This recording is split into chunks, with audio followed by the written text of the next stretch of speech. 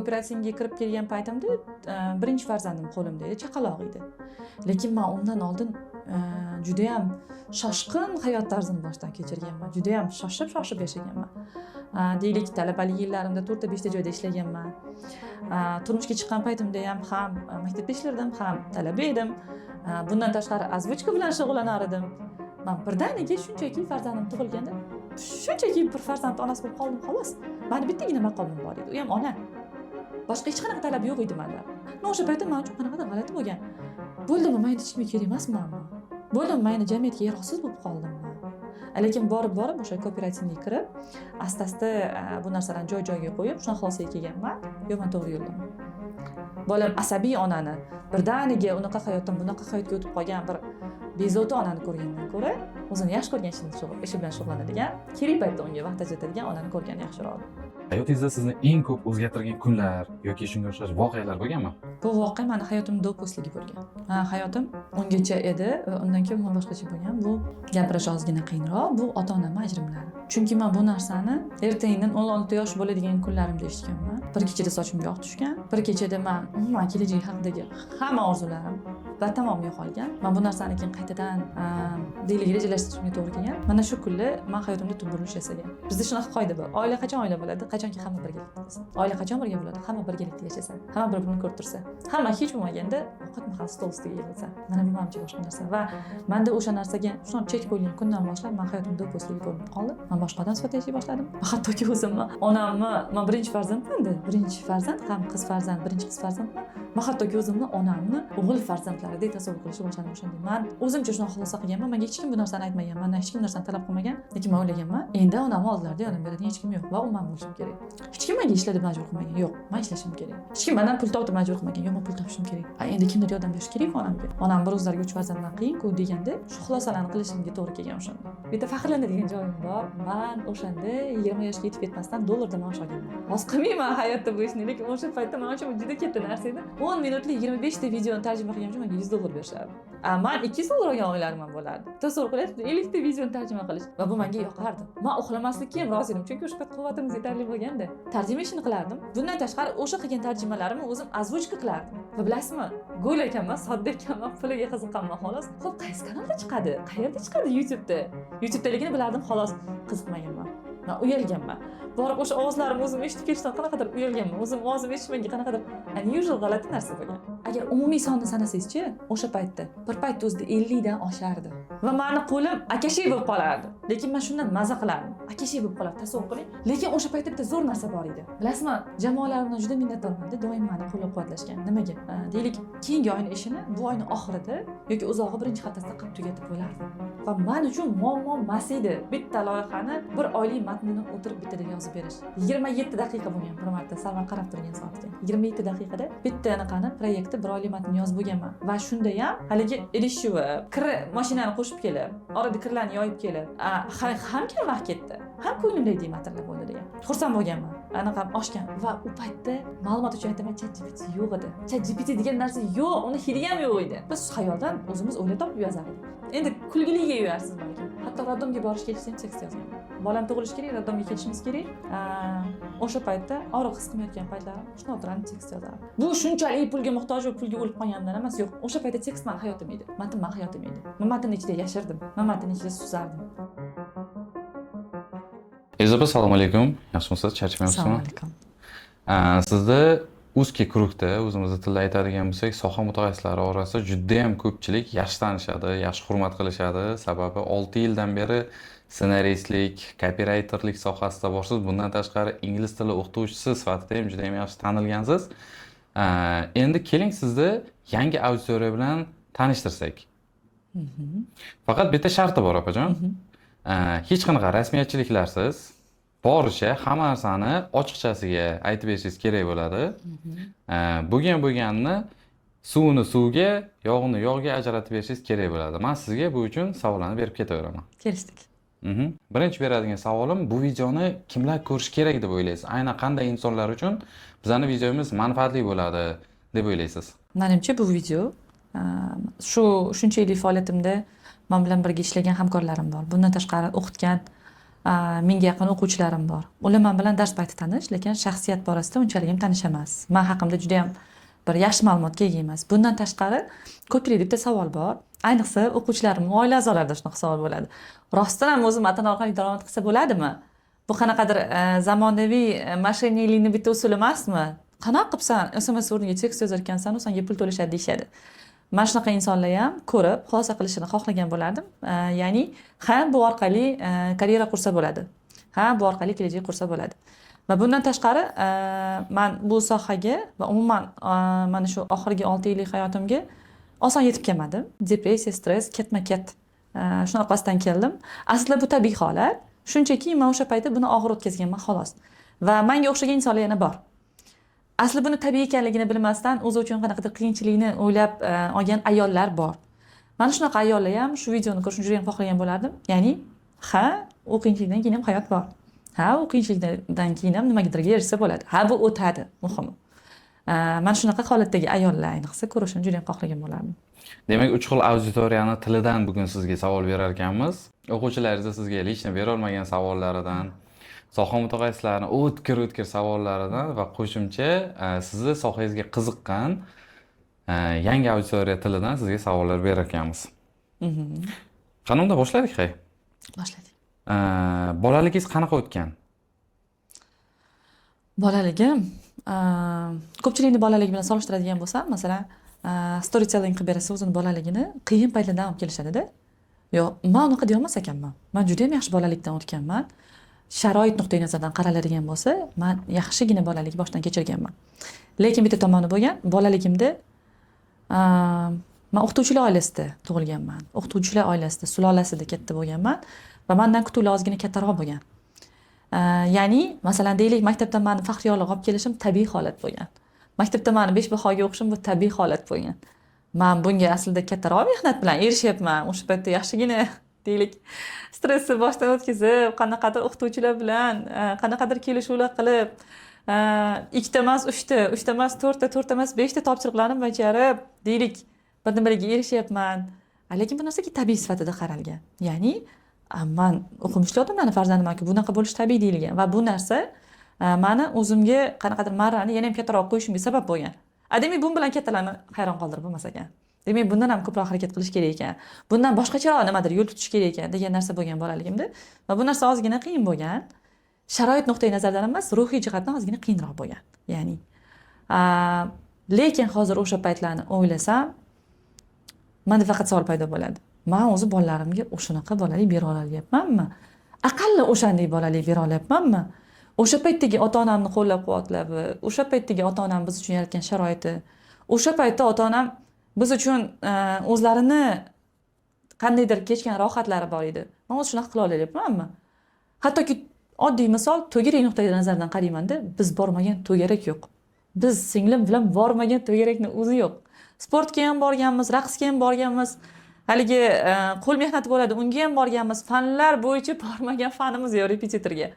Hammasini sinab ko'rganmiz. Men bolalarim o'zi nimaga olib bordim ekan?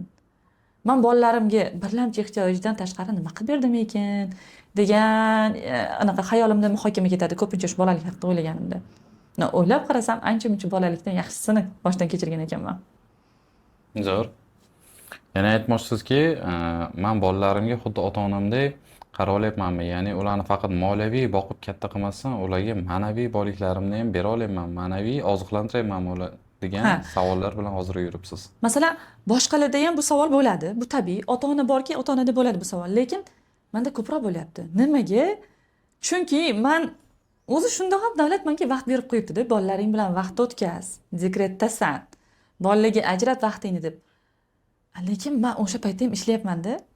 Men o'sha bolaga vaqt ajratishim kerak bo'lgan paytda kooperativga kirib kelyapman-da. Bu og'ir narsa.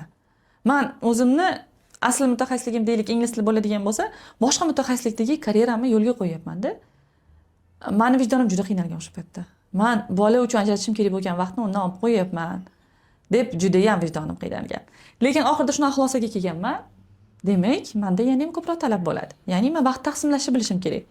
Bolaga stressda qiynalayotgan, deylik, bezovta, deylik, asabiy, misol uchun onadan ko'ra o'zini yaxshi ko'rgan ishini qiladigan va joyida unga vaqt ajratadigan ona ko'proq kerak deb hisobladim.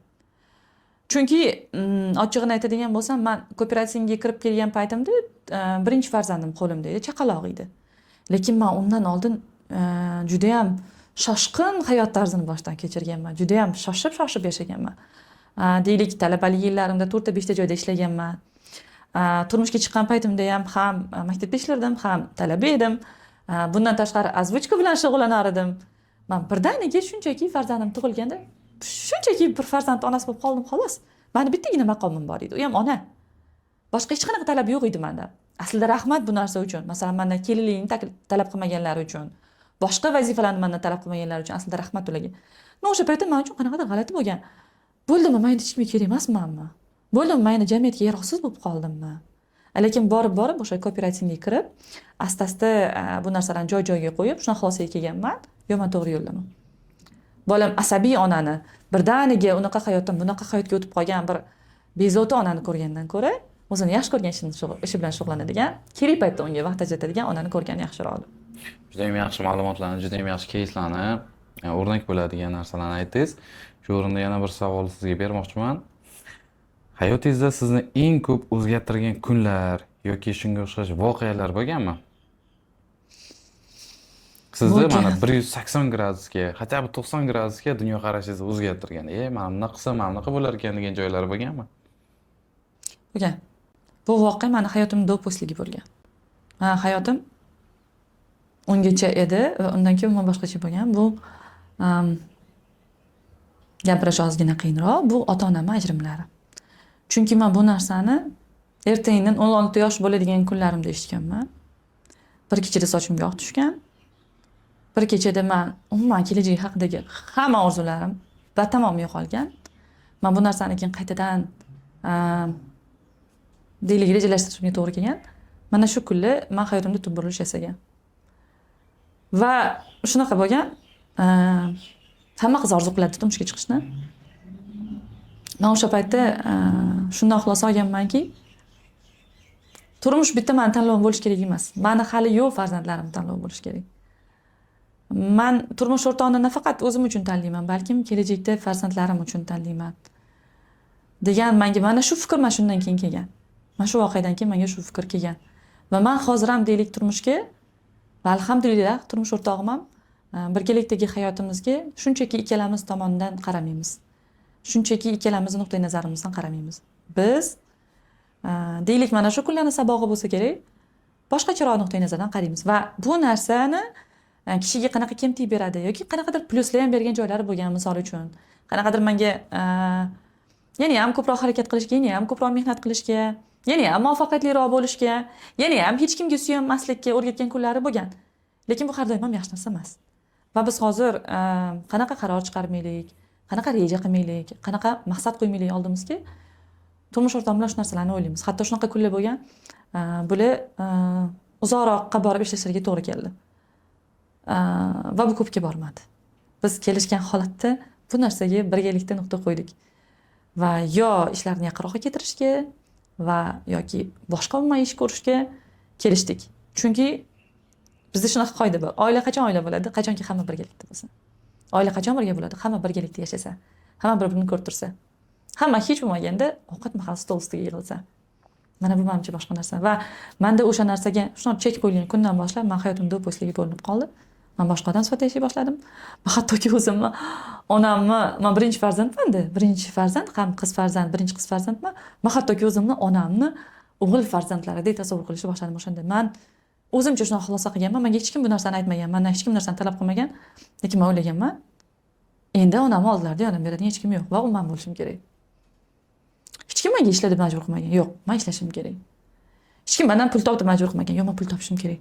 Endi kimdir yordam berish kerak onamga. Onam bir o'zlariga 3 farzand bilan qiyin-ku deganda, men shundan kelgan xulosalarim ko'p narsaga balkim ertaroq, balkim allakimlardan kechroq shu xulosalarni qilishimga to'g'ri kelgan o'shanda. Sir bo'lmasa o'shanda necha yosh edingiz? 16.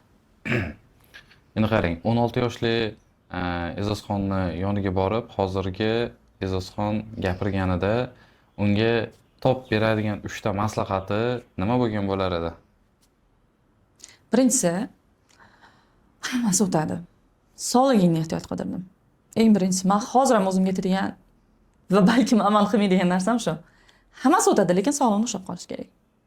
Birinchisi. Ikkinchisi, faqat o'qidirdim. O'qi. Ish bo'lar ekan. Menga o'sha payt ko'p aytishgan bu gapni. Ish bo'lar ekan hali. Lekin hozir sen fundamentni yaxshiroq qo'yib olishing kerak. Ertaga ishingiz zo'r bo'lishi uchun, ertaga daromadingiz zo'r bo'lishi uchun, ertaga jamiyatdagi o'rning yaxshiroq bo'lishi uchun, mustahkam bo'lishi uchun hozir yaxshilab o'qi. Bu o'qish uchun berilgan davr keyin qaytib kelmaydi. Bu bemalollik keyin qaytib kelmaydi degan bo'lardim. Uchinchi beradigan maslahatim, diqqatingni bir joyga yig'dirdim. Bunaqa bo'lgan. Men o'sha paytda ishlashim kerak bo'lganda ham, Xudoga shukr, baholarim joy-joyda bo'lgan. Universitetda ham o'qiganman. O'sha payt biz davrimiz institutda, hozir universitet bo'luvchi joy. Institutda ham o'qiganman, grant asosida o'qiganman. Yaxshi ballar bilan tugatganman. Hammasi joy-joyda bo'lgan. Lekin ish masalasida meni fikrim juda ham sochilgan edi. O'sha 2016-yilda o'qishga kirgan bo'lsam, 1 yil yiqilib kirganman. 2016-yil o'qishga kirgan bo'lsam, bilasizmi, men bir payt o'zim nima ishlar qilardim, nima ishlar. Men qo'limdan kelgan jamiki ishni qilardim. Men o'sha paytda akademik anaqadan ajralib qolmaslik uchun, deylik, ijod qilardim. Ingliz tili bilan ham yaxshi shug'ullanardim. Misol uchun, ingliz tili bo'yicha qanaqa tadbirlar bo'lsa, Navoiy shahri doirasida emas, respublika doirasida, deylik, Toshkentda bo'ladigan tadbirlarning birortasidan qolmasdim. O'sha paytda UZTI bo'lardi, O'zbekiston ingliz tili o'qituvchilari assotsiatsiyasi bo'lardi. O'sha assotsiatsiyaning har qanday tadbirlariga borar edim. Simpoziumlar bo'lar edi, sammitlar bo'lar edi. Qanaqaki event bo'ladigan bo'lsa, men hozir nozir edim. Ya'ni o'sha paytdagi zamondosh, tengdosh, demak, yoshlar bilan birgalikda. Bundan tashqari, men nasrda ijod qilganman. Ha, qisqa, lekin qilganman. O'sha paytda Nodirabegim Ibrohimova, men umuman bir tiyinga ilmiydigan ijodimga yuqori baho berib, menga ustozlik qilib, yo'nalish berib, o'sha paytda meni Drabble olamiga olib kirganlar. Men Drabble'da yozganman. Bu yozganlarim almanahlarda chiqqan, kitoblarda chiqqan, gazetalarda chiqqan hikoyalarim, boshqasi. Va O'zbekiston yosh ijodkorlar kengashi doirasidagi juda ko'p tadbirlarda qatnashganman. Juda ko'p tanlovlarda qatnashganman. Rosa giperaktiv bo'lgan ekansiz. Juda ham. Endi bu hayotdan, ya'ni akademik hayotdan ajralib qolmaslik uchun. Lekin bu tomonda savdo qilganman. Onamga rahmat, o'sha payt qo'llab-quvvatlaganlari uchun menga bitta xonani shuni men o'zimga erkimga berganlar. Men o'sha xonada ham savdo qilganman. Bilasizmi, sumka sotganman, kiyim sotganman, oshxonani mayda anaqalari bo'lardi, jihozlari. O'shanaqa sotganman. Nimaga sotish qo'limdan kelgan bo'lsa sotganman o'sha paytda. Parfyumeriya sotganman. O'sha paytda 16-17-yillarda ko'rayotganlaringizda bo'lsa bilishi mumkin. Telegramda gruppa qilib savdo qilish endi ommalashgan edi, moda bo'lgan edi. Va men ham o'shanda shu ishni qilganman. Bundan tashqari, repetitorlik qilganman. Shunda men abituriyentlik paytimda repetitorlik qilishni boshlagan bo'lsam, shunda mendan keyin, mendan 1 yildan keyin o'sha meni o'quvchilarim o'sha kirish boshlagan. Va o'shalarni ketidan keyin o'quvchilarga va bundan tashqari biz fakultetga boshqa yo'nalishlardan perevod olib kelgan, ya'ni o'qishini ko'chirganlar bo'lardi. Ana bularga ingliz tilini dars berganman. Bundan tashqari, bitta faxrlanadigan joyim bor. Men o'shanda 20 yoshga yetib ketmasdan dollarda maosh olganman. Qanaqa qilib tarjima ishini topganman onlaynda. Bu tarjima ishi o'shanda 10 minutlik 25 ta videom uchun hozir qilmayman hayotda bu ishni, lekin o'sha paytda men uchun juda katta narsa edi. 10 minutlik 25 ta videoni tarjima qilganim uchun menga $100 berishardi. Men $200 olgan oylarim ham bo'lardi. Tasavvur qilyapsiz, 50 ta videoni tarjima qilish va bu menga yoqardi.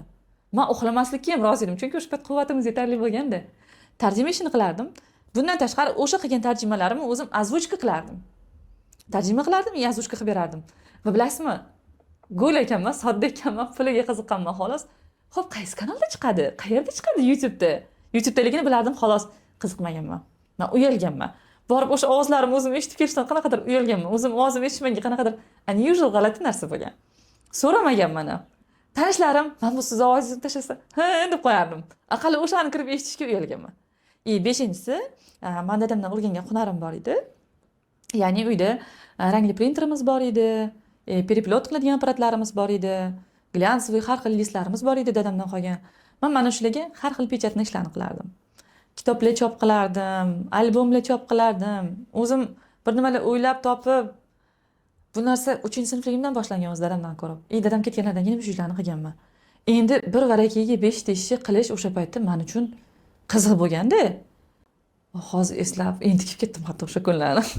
O'sha paytdagi mehnatni ham qadri boshqacha edi, maqtovni ham qadri boshqacha edi, pulni ham qadri boshqacha edi. Qiz bolaga 40 xona rozi degandek bo'ldi-da. Shunaqa. Zo'r. Endi bir-biroviga yaqin, lekin juda qiziqarli, o'zingiz yaxshi ko'rib ishlagan sohalar. Keling endi bitta o'quvchilarning tilidan shunaqa savol bo'ladi. Copywriting bu orada qayerdan kirib qoldi? Chunki u vaqtlarda umuman u copywriting degan narsa даже hozir ham tushunishmaydi-da. ChatGPTmi deyishadi. Shunaqa. Hozir shunaqa deyishadi. GPT yozayotgan tekstlar ko'rib qarashadi. Shunday.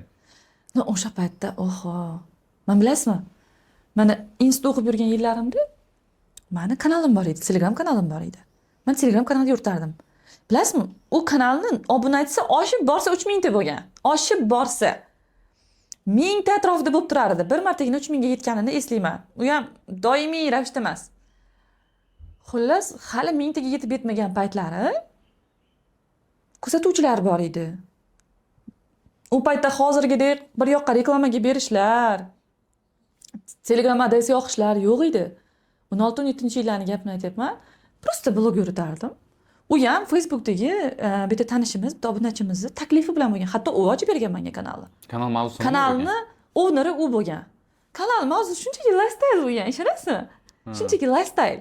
Men o'zimni hayotimni, o'zimni fikrlarimni, o'zimni o'ylarimni, yashash tarzimni, ijodimni bo'lishib borganman.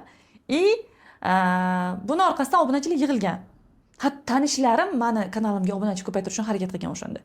Va bilasizmi, shu kanalning orqasidan men hozir 5000 kishilik kanalimdan bunaqa e'tibor ko'rmaganman. Hatto u qadar e'tibor ko'rmaganman. Ya'ni deylik haligi aytgan tanlovlarim orqasidan Xorazmga borib qolamanmi? Xorazmdagi obunachilar bilan ko'rishamiz. Ular uyushtirib tashlaydi shunaqa narsa. Farg'onaga borib qolamanmi? Farg'onadagi bilan. Hatto shunaqa bo'lgan, qaysidir viloyatlarga borsam, hech bo'lmaganda kitob sovg'a qilishardi. Hech bo'lmaganda esdalikka. Va eslayman, Nodir ismli bir obunachimiz bo'lardi. Farg'onadan Rishtonga borganimda menga katta anaqa berganlar, soat berganlar. Bu kulolchilik ishida, lekin shunaqa soat mexanizmi o'rnatilganda unga. Va men uni Farg'onadan Navoiyga shunchalar avaylab olib kelganman. Olib kelganimdan keyin ham uni shunchalar avaylar olib qo'yganman. Boshqacha narsa. Endi demoqchimanki, o'sha paytda men blog yuritib yurganman. Blog yuritishdan xabarim bo'lgan qanaqadir. Biz faqat tematikasi yaqin bo'lgan kanallar bir-birimizga reklama almashar edik. U ham pulli reklama emas edi u paytlar. U paytlar pulli reklamalar kam bo'lardi juda ham. Keyin qilib yurgan ishimiz bo'lgan. Men turmushga chiqqanimdan keyin 19-yilda men kanalimni ancha susaytirganman. Hattoki endi yuritmayman deb e'lon ham qilganman. 19-yil bo'lgan. Men turmushga chiqyapman. Maktabda ishlayman, talabaman. Shunda ham hayotim anaqa to'la deylik. Keyin karantin bo'lib qolgan. Karantin bo'lib qolganda men o'sha dekretga ham chiqqanman. Ham karantin. Hayotdan uzilyapmiz, ham dekret. Tamom, men hayotim o'sha to'xtab qoldi hisob. Men o'sha paytda bittagina azbuchka ishim bo'lgan. Men turmush o'rtog'im bilan bemaslahat ularni ruxsat bermaydi deb o'ylaganman, qolgan hamma ishimni yig'ishtirganman. Nozostanaman, yig'ishtirganman hammasini. Maslahat qilmaganman, biroq bular qo'ymasalar kerak to'ydan keyin degan fikr bo'lgan. Endi bu ishni boshlaganimizdan keyin, dam payti kelgandan keyin karantin, hamma yoqdan uzildik, boshqa siqilib qolganman. Hatto shunaqa bo'lgan, chaqalog'im bor. Men o'ylayapman, chaqaloqdan boshqa hech kimga kerak emasman endi. Tamom. Endi hech kimga qiziq emasman boshqa. Xo'p, kanalda yurgiz, yo'q. Kanalda yurgizishdan soviganman. Bilaman hamma narsasini. Xohlasam ko'paytiraman bundan, xohlasam kamaytiraman. Menga kerak emas bu narsa deganman-da shu payt. Menga yetadi. Mana shu bor obunachi menga yetadi. Qachondir qaytaman, kutishsin deganman-da, siqilib qolganman. Hattoki buni hamma joyda ham aytavermayman. Darslarimda aytaman faqat shogirdlarimga. Men kooperativga suitsidning orqasidan kirib kelganman. Suitsid bo'lgan. Bolam 1 oylik bo'lar bo'lmasa, shunaqa kuchli depressiyaga kirib ketganman. Bu tabiiy ekan. Asli, men buni keyin bilyapman. Lekin o'sha payt bilmaganman. Haligi shovqinli hayotdan birdan tinch hayotga tushib qolganimda boshqacha his qilganman-da o'zimni. Lekin turmush o'rtog'im sezganlar, bilganlar va rahmat aytaman, ular mendan ko'p bu narsa haqida o'rganganlar. Men ba'zi payt qanaqadir panikaga tushib qolsam, "Nesa, hozir shunaqa payt o'tadi. Hozir shunaqa bo'lish kerak ekan o'zi" deganlar. O'sha payt ham shunaqa deganlar. Menga yordam berganlar, boshqa bu vaziyatdan o'tib ketganmiz, lekin ertasiga men o'sha haligi tadbirlarda yurganimda orttirgan eng yaqin dugonalarim bor edi. Eng yaqin o'zga kurugimiz haligi aytganingizdek. O'shalarga aytganman, qizlar, men o'zimda emasman. Men borgan sari tupikka kirib boryapman. Yomon holatdaman deganimda o'rtog'im aytgan. Men juda ham yaxshi ko'raman boshlanish nuqtaga qaytishni. va har doim kooperatingga qanaqa kirib qolgan vaqtda gap ketsa o'sha qizni ismini tilga olish juda ham xohlayman. Inara Asanova degan o'rtog'im bor, sirdaryolik. Dinara BSD derdi, yo Inara BSDmi, xolos shunaqa aytardi ismini. Xolos o'rtog'im aytgan, sendagi bu hamma narsa bekorchilikning oqibatidan. Vроде bekor emasman-ku. No, ham bekorman bunda olsa. Xo'p, nima qilishim kerak deganman. Shunda mushtariy o'rtog'im, Inara o'rtog'im o'tirganda maslahatlashib menga SMM kasbini topishgan, SMM sohasini taklif qilishgan. Chunki o'rtog'im shu sohani ichida bo'lgan. SMM nima deganman. O'sha payt karantinda ommalashgan. Biz ham shuni ta'siriga tushganmiz. Keyin shunda o'rtog'im men uchun surishtirib Najot ta'limda 3-4 o'quv markazining ichida Najot ta'limni tanlab olganda, senga shu to'g'ri kelsa kerak. Shunda o'qigan, SMM o'rgangin degan. Qiziqmasdan, no hay, mayli, o'rganib ko'ray yangi soha deganman. Chunki u paytda yangi sohalarni o'rganishga hozirgidek ochiq bo'lmaganman. Oho, hozir qancha narsani o'rganib oldim. Hozir o'qishimga qancha investitsiya qilib oldim. U paytda bunaqa bo'lmagan. U paytda meni kirimim ham bo'lmagan. Turmush o'rtog'imdan, o'zi karantinda o'tirgan odamdan, maosh olmayotgan odamdan, kursimga ham pul bering deyish juda ham bir noqulay vaziyat bo'lgan. Keyin shunda surishtirganmiz, u kurs 750 ming so'm bo'lgan. Amanda grantda o'qiganman, bakalavrda oxirgi stipendiyam bor. 660 ming so'm atrofida. No, 600 ming so'm deylik. Keyin aytganman, menda pul yo'q birinchidan. Mana miyam bahona o'ylab topishni boshlagan. Menda pul yo'q. Qanaqa qilamiz, qanaqa o'qiymiz? Keyin onamga maslahat so'raganman. Ona, menda ikkita yo'l bor. Nima deysiz? Men shuncha yil qiynalib o'qidim-ku. Endi o'zimcha. Qiynalib o'qidim-ku. Yoqqa chopdim, bu yoqqa chopdim. 5 li bahoga o'qidim. Yaxshi baho bilan tugatyapman. Ozmuncha oson kunlar o'tmadi boshimdan. Bitta esdalik olib qo'ysamchi, har qaraganda shunga shu institutda o'tgan yillarimni eslayman. Yoki kursga to'lov qilishim kerak. Lekin kursga to'lov qilishga pulim yetmaydi. 150 ming so'mcha yetmagan o'sha paytda. Deganimda onam menga zo'r maslahat berganlar. Quloqim tegdi hali ham. Haqiqatdan qizim dedilar. Oson yo'lni bosmading, ham ishlading, ham o'qiding. Sen loyiqsan bir yaxshi narsa olib kelib, o'shani har qaraganda eslashga. Lekin senga bitta variant. Men berib turay o'sha pulni. Kursda o'qi. Kursda topgan pulingga unaqa suvenir nechtasini olasan deganlar. Yarq etgan miyamda lampochka. Bunaqa usuli ham bor-ku. Haqiqatdan. O'shanda onamdan mayli pul berib turing, faqat qarzga deganman. Qarzga bering, men shu sohadan o'qib qaytaraman sizga deganman. Keyin olganman kurs pulini, lekin kursdan xafa bo'lganman. Endi kursda o'tgan odamdan xafa bo'lmaganman, o'zimdan xafa bo'lganman. Chunki SMMda o'sha paytda o'rgangan narsalarim o'zim bilganlarimdan juda ziyod narsa bo'lmagan. Endi o'sha paytdagi SMM kurslar bilan hozirgini farqi bor-da. Lekin men o'sha kursdan olgan eng katta insightim bor. Men ming roziman shuncha o'sha kursda o'qiganimdan. Bu ham bo'lsa, bu dunyoda copywriting degan kasb bor ekanligini bilganman o'zim uchun. Tasavvur qilasizmi? Men qilib yurgan ishim bu kasb ekanligini bilganman. Men kuniga 20-30 ba'zan shunaqa kunlar bo'lardi, 50 talab reklamni post yozib berganman. Shunchaki iltimosga, rahmatga. Voy, E'zoz, siz yozgan reklamangizda mana uncha odam keldi. Voy, reklamangiz qiyordi lekin degan gaplarni eshitsam menga yetardi. Men shuni dopaminiga uchun yozib beraverardim, ketma-ket reklamalarni. Bitta odam uchun 10 xil, 15 xil variantdan reklama yozib beraverardim. Endi men nasrda ijod qilib yurgan odam uchun bu nima ekan? O'sha paytda qilardim bu ishni. Keyin bilganman, voy, buni pulga qilsa bo'lar ekan-ku.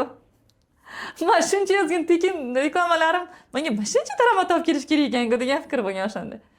Keyin shunaqa qilib kurs tugatgan paytimda men oldimda yana ikkita yo'l bo'lgan. Yo SMM menejer bo'lish, yo copywriter bo'lish.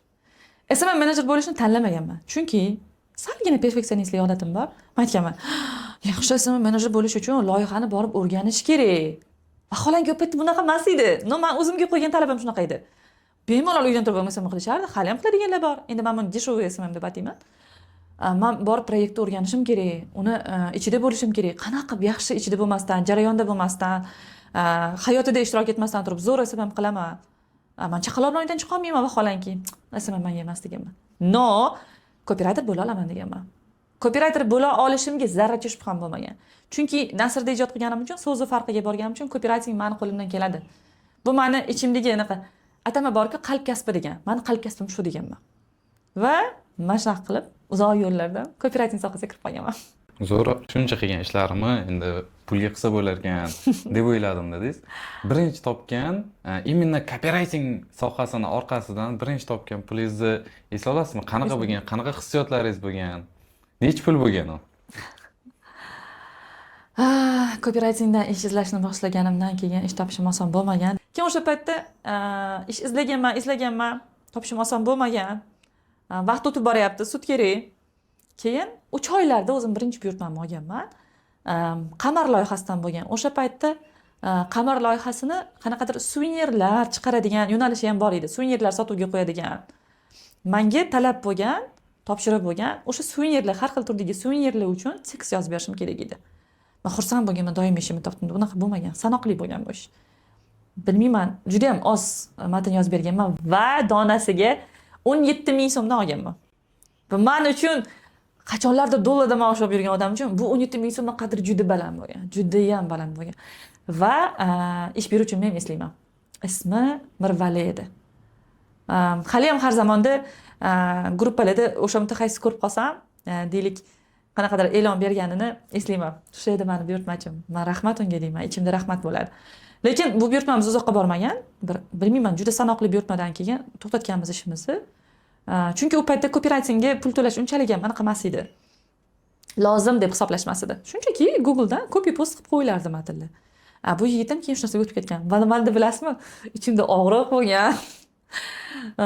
Men mehnat qilib yozib berayotgan matnning o'rnini Googledagi oddiy universal matnlarga kelayotgan jurnalım qilgan. Va men nima qilganman? Hozir bu ishni qilmayman.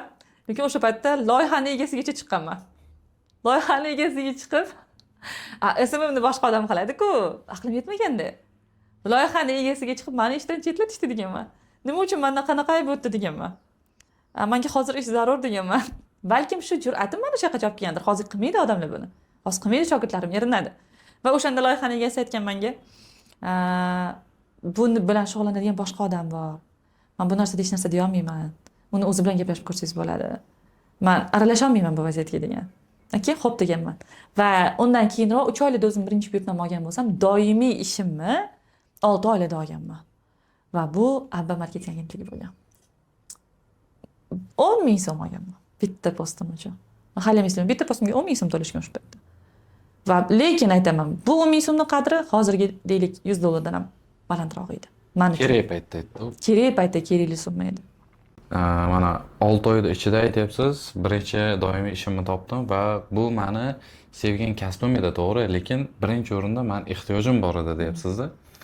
O'sha ehtiyoj bo'lgan vaqtlarda sizda shunaqa hissiyot bo'lganmi? Men eplolmasamchi, qilolmasamchi degan qo'rquv bo'lganmi?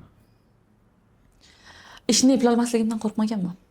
Bilasizmi, men topshiriq bersa eplayman baribir deganman. Lekin o'sha 6 oy ham eslayman, mental tomondan, ruhiy tomondan qiyinroq bo'lgan bo'lsa ham, ish tinimsiz izlash, ya'ni anaqa tushkunlikka tushmaganman. Hozir tushib qolaman tez. Qaysidir ishim o'xshamas, lekin o'sha paytda anaqaligi onalikning anaqasi bor. Tushkunlikka tushib qolmaganman. O'sha 6 oy ishim yo'q paytda ham tinimsiz tekst yozganman. Tinimsiz tekst yozganman. Qo'lim chiqib ketmasin. Nimadir yozay, nimadir qilay. Dars ko'rganman. O'zbek tilida copywritingda hech qanaqa kurs yo'q edi. Va men faxr bilan aytaman, o'zbek tilidagi birinchi copywriting kursini men tashkil qilganman. Lekin o'sha paytda hech qanaqa kurs yo'q edi. Men nima qilardim? YouTubedan SMMga doir darslarni ko'rardim. Shu joyda o'zimni bitta katta rahmatimni aytib o'tishim kerak. Qaynonamlarga, aniqroq qaynonamning onalari. Bujon, bizni Shevada Bijon dedi. Bijonimga yaxshi o'rinda juda katta o'zim rahmatimni aytib o'tishim kerak. Nimaga? Chunki o'sha paytda men o'qishni tugatgan odam edim aslida. Bo'ldi, o'qish tugadi-ku. Lekin men yana kursda davom ettiryapman, yana dars qilyapman. O'sha paytda shunaqa period bo'lardi, shunaqa davr bo'lardi. Chaqaloq bilanman, yana dars ko'ryapman. Meni yana ham qiynalmasin dirdilarda. Ovqatni o'zlari qilib, o'zlari meni xonamga olib kirib beradilar. Men xonadan chiqmasdim dars ko'rayotgan paytim. Xonamga olib kirib beradilar. Kerak emas, keyin chiqib yeyman derdim. Ba'zi payt jonli darslarda keyin chiqib yeyman desam, yeb oling, keyin sovib ketadi. Dirdilarda. Hatto sochuvcha bilan, qo'lim marchga sochiqcha bilan olib kirib berardilar. Olib chiqib ketardilar shuni. Va chanqiysiz deb choyimgacha olib kelardilar. Men eslayapman, men bu jasoratni o'zimni kelinimga qila olarmikinman bir kun. Unaqa deb o'ylamayman. Hozir biz egoistroq avlod katta bo'lyapmiz. Egoistroq qaynona bo'lamiz menimcha. Balkim bujonga o'xshab yaxshi ko'rgan o'g'limning orqasidan kelgan kelinimni ham yaxshi ko'rib mehr ko'rsataman, lekin hozir ham men emasman bu narsaga. O'sha paytdagi bujonim menga qilgan bu ishlarni juda qadrlashim kerak, aytib o'tishim kerak. Keyin o'sha 6 oy shunaqa ruhiy qiyin bo'lgan bo'lsa ham, jismoniy tomondan yo'q, tinmaganman. Tekst yozaverganman. Chaqaloq qo'limda ushlab turib ham ish izlaganman. Chaqaloq qo'limda tekst yozganman. Notebookimni oldimga oldim. Yozaverardim, nima bo'lsa yozaverardim. Hech bo'lmasa ijod qilardim. Hech bo'lmasa drabble yozardim.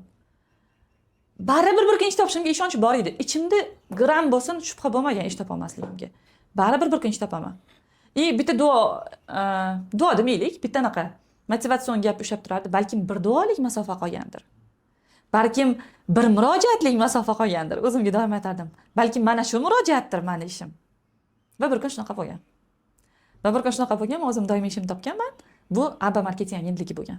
Biz ABBA bilan mani atay-chechak qadamlarimni bosganmiz va men faxr bilan aytaman, ABBA marketing agentligi mani kooperatingdagi maktabim bo'lgan. Men undan keyin bilganman o'z kooperating nima ekanligini, ma'nosini. O'zi ishlab turib, ha. Men tekst yozyapman deb yuraverganman. Men maqsadli matn yozayotganimga ishonganman. Lekin maqsadli matn aslida sal boshqacharoq bo'lar ekan, uni boyitsa bo'lar ekan, uni o'ziga yarasha yo'l-yo'riqlari bor ekan. Buni ABBAdagi faoliyatim davomida, ABBAdagi amaliyotim davomida o'rganganman. Zo'r. Harakat qilayotgan odamda tushish-chiqishlar bo'lishi tabiiyda. Lekin ehtiyoj tufayli harakat qilayotgan odam uchun har bitta tushish bu katta dramaga aylanib ketadi. Biron bir vaqt bo'lganmiki, sohani to'xtatish yoki bo'lmasa boshqa sohaga, daromadni yaxshiroq sohaga o'zgartirish fikri bo'lganmi sizda? Menda sohani tashlash fikri bo'lmagan. Lekin sohani yoniga yana nimadir qo'shimcha o'rganish fikri bo'lgan. Bo'lib qolsa-chi, qachondir ishsiz jarayon bo'lib qolsa-chi, ishsiz kunlarim bo'lib qolsa-chi, pulsiz kunlarim bo'lib qolsa-chi, haligi ichimda qo'rquv bor. Yo'q, haligi onam bilan o'zimiz yashagan paytda mas'uliyat ko'proq olganim miyaga quyilib ketganda, zapas bo'lishi kerak, zaxira bo'lishi kerak. Menda baribir senadigan pul bo'lishi kerak. Har xil kun bo'ladi. Yaxshi kun, yomon kun, pul bo'lishi kerak, turish kerak. Mana hozir ishlab turibman-a. Men keyingi anaqamni ham tadorigimni ham ko'rib qo'yaverardim. Zo'r ish ketayotgan jarayonda ham boshqa ishlarga bunda ko'z tashlab qo'yaverardim. Lekin bitta qoidam bor edi. Boshqa ishlaydigan ishim mana bu birinchi ishimni manfaatlariga zid kelmasligi kerak edi. Misol uchun, ABBA bilan baravar Anqo degan jamoada ishlaganman. Shunda ABBAda ishlayapman, kelasi oy Anqodan ish chiqqan. Anqo SMM agentligidan. O'shanda men ABBAdagidan oldin o'tganman. Men agar Anqoda ishlasam, noto'g'ri bo'lib qolmaydimi? Amin bo'linglar, men hamma mas'uliyatimni joy-joyiga qo'yib qo'yaman. Tekstda hech qanaqa kamchilik bo'lmaydi. Faqat menga bu qo'shimcha bo'lsa ham yaxshi bo'ladi. Sizlar nima deysizlar shu borada? Biz sizga qo'yib beramiz bemalol degan. Bizga noqulaylik bo'lmasa bo'ldi degan. Keyin Anqoda ishlashni boshlaganman. Lekin o'shanda ham qaraganman, ishonasizmi? Xuddi shunaqa to'g'ri qilgan bir xil proyektlarimiz deyarli yo'q edi.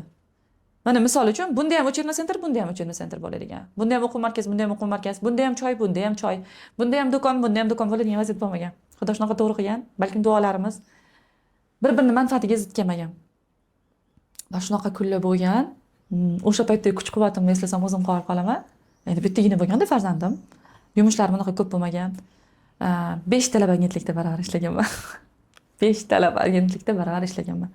O'shaning uchun sohani almashtirish qo'rquvi bo'lmagan. Sohada pul topolmaslik qo'rquvi bo'lmagan. Ba'zi payt shunday bo'lib qolsa-chi, ishimda uzilish bo'lib qolsa-chi deb yana zaxira variantlarini ko'rish bunaqasi jarayoni bo'lgan. Sizda yoshligingizdan shunaqa ko'nikma paydo bo'lgan. Siz bir vaqt o'zingizda funksional insonsizda, bir vaqt o'zida juda ham ko'p ishlarni birdan amalga oshira olasiz. Xo'p, bir vaqt o'zida nechta loyiha bilan ishlagan vaqtlaringiz bo'lgan va ulardan olgan eng yaxshi tajribalaringiz bilan bizlar bilan ulashing? To'g'ri aytingiz, mana shu narsa mening xarakterimda bor ekan. Hatto ishonasizmi, hozir ham sizga javob beryapman, lekin ichimda yana nimalarnidir qilish fikri bordi. Xayolimda hozir shu jarayonda falon ish yana shunday baravar qilib ketsa bo'lardi-ku degan. Ha, уже anaqa miyamda ssenariylar aylanyapti. No hay. Bir payt o'zida eslayman. Chunki bunaqa bo'lardi-da. ABBAda ishlab turgan joyimda Anqoda ishlaganman. Anqoda ishlab turgan joyimda bitta IT anaqa bor edi, IT akademiya bor edi. Lekin u IT akademiya dagi tilim kelishmayapti. SMM bilan ham shug'ullanardi. Bir 5 tacha proyekti bor edi. Uni ham qilardim. Uni proyektlariga kontent rejani ham o'zim tuzardim. Bundan tashqari bitta alohidalik proyektimiz ham bor edi. Hozir nomini eslolmayman. 5 tacha edi. Agar umumiy sonni sanasangizchi, o'sha paytda bir payt o'zida 50 dan oshardi.